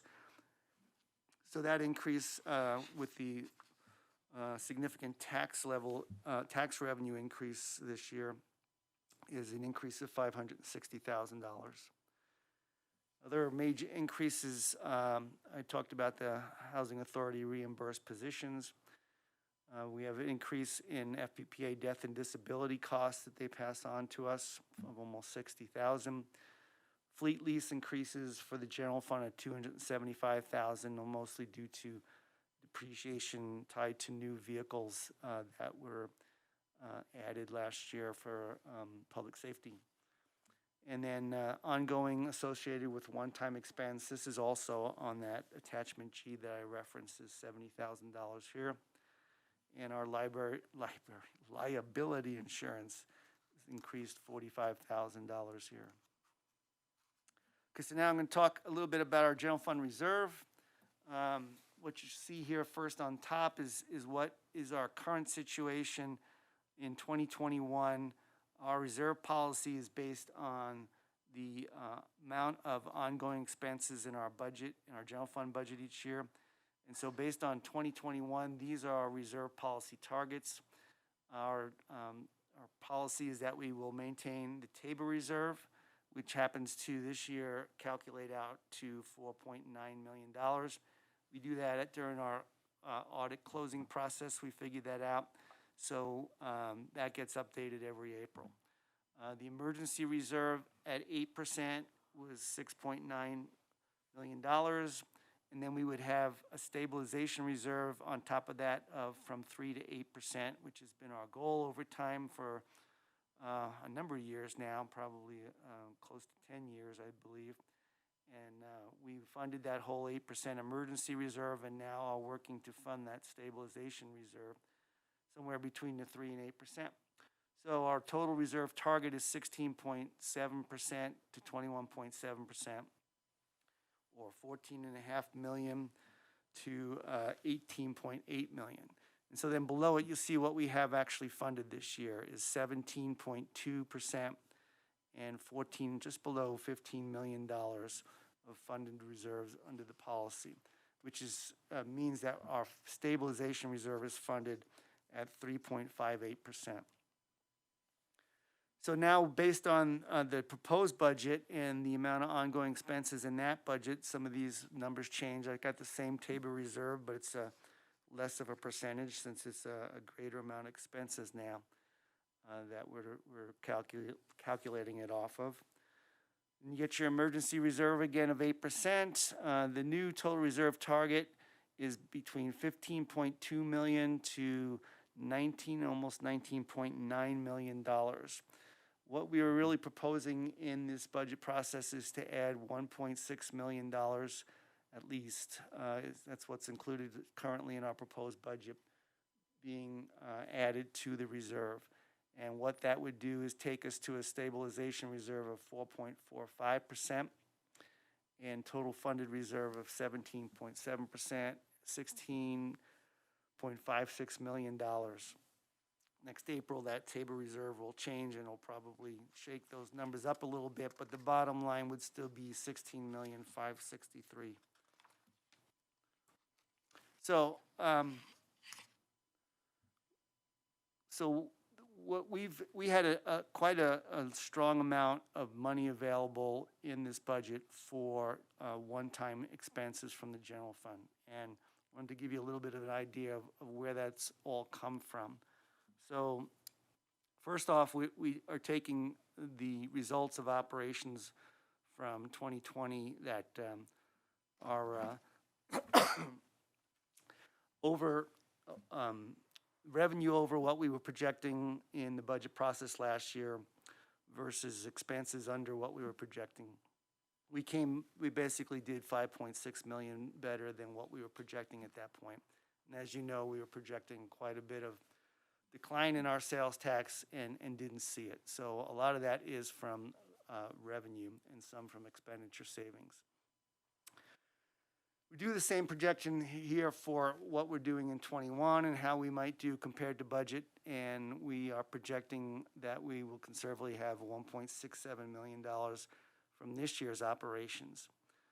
And then we have received dollars this year from the government for coronavirus relief funding of $2.5 million that's reimbursing the general fund for expenses that were COVID related last year that it made during 2020. So it's just going back to the general fund balance in a sense. And so that's available again for one-time expense. And then, as I mentioned before, we did not commit most of our property tax towards ongoing expenses.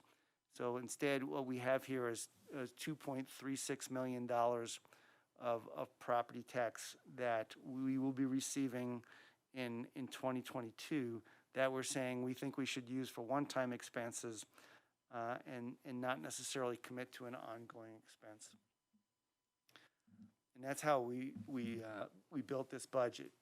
We thought we should, we had a good amount of new revenue in the general fund, ongoing revenue, I should say, and we do know that next year is not a property tax assessment year. We don't know what to expect, and we also thought it'd be a good idea to bring some ongoing revenue from one year into the next to help us in next year's budgeting process. And what you can do with that revenue during 2022 is then use it for one-time expenses. So the general fund use of fund balance is including one-time expenses of $8.3 million, and we will be bringing that list of expenses to you next week and going through that with you.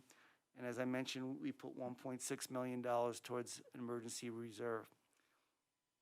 We had, city manager probably hasn't even seen this number because this is like, it's been like a puzzle for us to try to figure out how much money we had left over, and we've been going back and forth.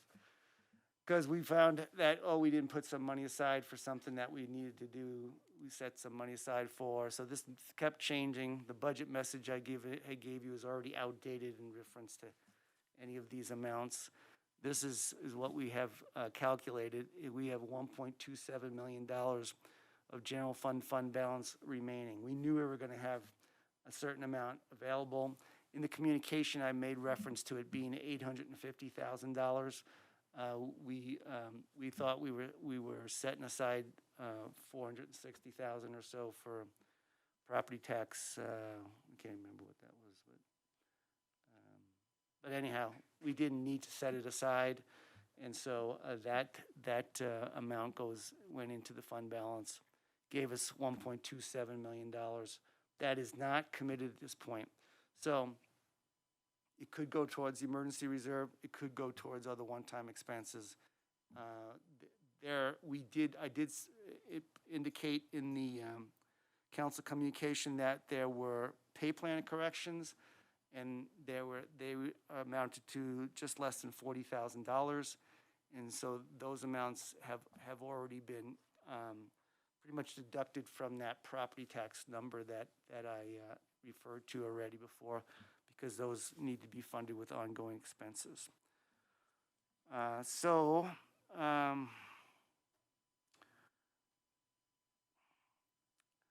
of the things that I was trying to refer to that came up, we realized we have a rebate for Smuckers. We have an arrangement with them that we will rebate on business personal property tax, and we hadn't fully budgeted for that in the process. We only budgeted for the incremental amount and didn't realize it didn't dawn on us till just recently that we needed to set that aside. We did have the money that we received last year from Platte River Power Authority at the end of the year. It was $265,000, and we realized that we had not set that aside, and so that was the amount that we had to pull back and set aside in the fund balance, because our intention was not to just let that become part of the fund balance to be used for anything. So those are part of the adjustments that we've made since we put the proposed budget together, which I hate to bring you adjustments after the fact, and I'm sorry to do that, but I do want to let you know what's truly going on here, and it's been a little bit of a task for us to get this under control this go around. So that's the general fund. I'm going to jump into the last part here is the public safety fund. Public safety fund, we have $14.8 million of sales tax funding this fund for 2022. We have $1 million of grants, and then $102,000 from firing range operations. You know that the public safety tax been in place for 15 years. It was originally 3.325. It's now 0.58 for the last 5 years. We have proposed expenditures of $16.2 million, It includes 103.38 FTE from the Public Safety Fund. 5 of those are new FTE proposed in this budget from the police department. And again, we'll go through those next week. The one-time expenses in this fund are $733,000 to support police and fire. And in the firing range operations, there are $481,000, and they're 21% offset by user fees from public and other governments. So looking ahead with the Public Safety Fund, I think that's the final attachment that you have in your packet is a pro forma for the Public Safety Fund. A little better than what we were looking at last year at this time. We were showing you a pro forma that couldn't sustain its ongoing expenditures over, let's say, a 10-year period, which is about the length of that pro forma. But in fact, at least assuming that our projections are reasonable, it does look like we can sustain the level of expenditures that we have in here. One-time expenses will, just like the general fund, will always be contingent on how much dollars are coming in from operations from the previous year, or whatever's in the fund balance that might be available, so savings with it from expenses or sales tax exceeding budget. So that's the extent of my presentation tonight. So I think what we wanted to just, we have a number of things that we'll be bringing you next week. I wanted to just ask you if you have questions that you'd like to see answered, I encourage you to email us those questions in advance so that we can address them for you and maybe have the answers at the meeting, versus if we get the questions at the meeting, it's not always that easy to answer them all. It's a 630 or 60 page budget that I had to print today for this meeting, so I'm sure there's a lot of data in there, and it's hard for us to pull that stuff out that quickly. Other than that, next week is probably the heaviest week that we will have scheduled in this budget process. After that, the following week, we'll probably have our first public hearing, and we'll go through financial policies and such. We will talk about priority-based budgeting. We gave you a list of topics that will be on each of those nights, and we are adding to that list. So next week we will also include, as I mentioned before, the new FTE in this budget, because there are overall about 30 FTE being added in this 22 budget. We will cover topics of equity and incremental development revenue, and also we'll be doing some Q&A on CIP. But let us know what those Qs will be so we can give you the A. Yeah, so I know that obviously the quiet zones was one that came up, and so anything you have on the CIP, that would be good if you can get it to us so we can make sure that those folks are ready. All right, Councilmember Martin.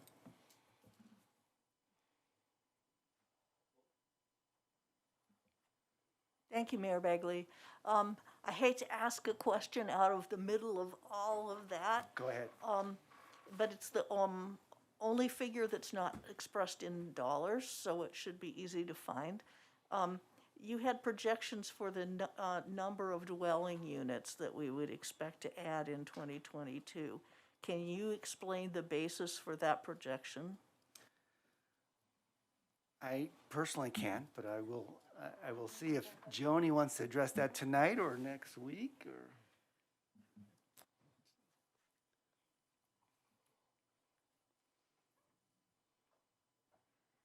Mayor Bagley and Councilmember Martin, so the Planning and Development Services Department does a building permit projection every spring, which a lot of the departments use, including ourselves, to look at permit and plan review revenue estimates. So those estimates are based on looking at every platted lot and project in the system, looking at where each phase of development is, and estimating, what phases will finish out, what might pull permits, what's in the system, and what process they're in and how long it will take them to get through the system. So it's based on kind of our unique knowledge of what's platted and exists and can be built on and what's kind of to come. And I would say we're fairly conservative most of the time on our projections, even though I would say this year we're not seeing quite as many single-family homes as we had projected at this time, which I think was also in one of Jim's slides. Okay.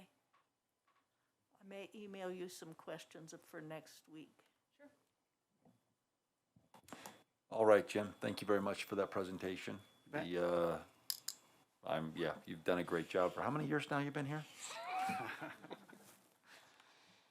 42? 42? Yeah, I mean, it's, no way, that long? Started when I was 8. There you go. No, but thank you. I've just, it might seem that we're not paying attention, and a lot of times we're not, but it's because we have complete faith in you. Thank you. Looking forward to next week. All right, let's go on to final call, public invited to be heard. I don't see any members of the public, but does anybody from staff want to come, our Sergeant at Arms, would you like to come up and, no? All right. Let's go ahead and close public, final call, public invited to be heard then. Mayor and council comments, anybody? Councilmember Peck. Thank you, Mayor Bagley. This actually refers a little bit to quiet zones. I did have a call with DJ Mitchell from BNSF about the freight lines that they are working on rerouting around Boulder County to the east. I just called to give him our support for the project, and he was very happy to get the support and said that they have a lot of statutes to work through. So it's going to be a while, but my hope is that they can do that before we have to spend a lot of money on quiet zones. But that probably isn't going to happen.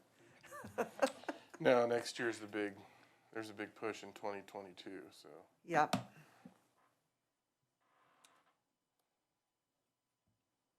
Yep, Councilmember Martin. Thank you, Mayor Bagley. I would just sadly like to acknowledge the passing of Airport Manager David Slater from COVID-19. I think that he was sometimes a low-profile figure and unappreciated, but he was holding it together all by himself. And he was a good man and will be missed. Councilmember Christensen. I thank you, Councilmember Martin, for mentioning David Slater. He was indeed a very good man, trying to do the best he could out there, and he will be missed by all of us, I'm sure. I did have a little bit of good news because I'm on the Visit Longmont board, and since we're talking about the budget, our lodgers, well, our hotels are up by twice the amount they were last year. So that's really good news, despite the competition from single or short-term rentals like Airbnb and Vrbo, things like that. I know there's very few of us here, but if anyone listening or anyone here knows anything about Sasa Lee, the man who disappeared the other night, please contact the police. Please, we can't just let people disappear. And he was a member of our community, and it's just shocking to see somebody disappear like that. And hopefully we can find out something. Hopefully he's okay. But, anyway, please contact the police.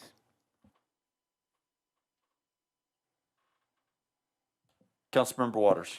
There was a little banter earlier in the evening wondering about, are we going to keep meeting in person with masks on?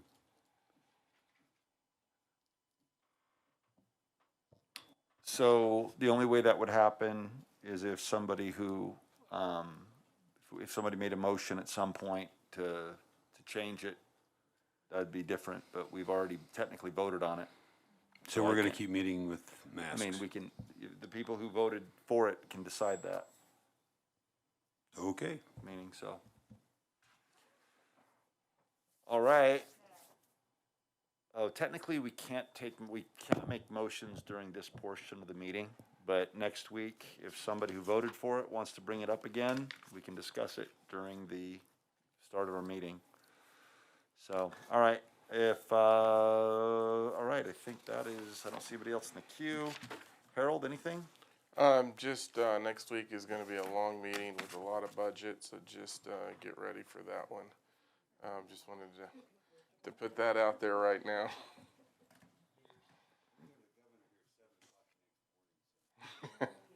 Well, it's just budget on it, so it's not like we were, because we didn't have the meeting last week, it's just budget, but it's a lot of budget. Okay. Eugene? No comments, Mayor. All right, that said, can we have a motion to adjourn? It's been moved by everybody and seconded by everybody. All in favor, say aye. Aye. Opposed, say nay. Passes unanimously. We're adjourned.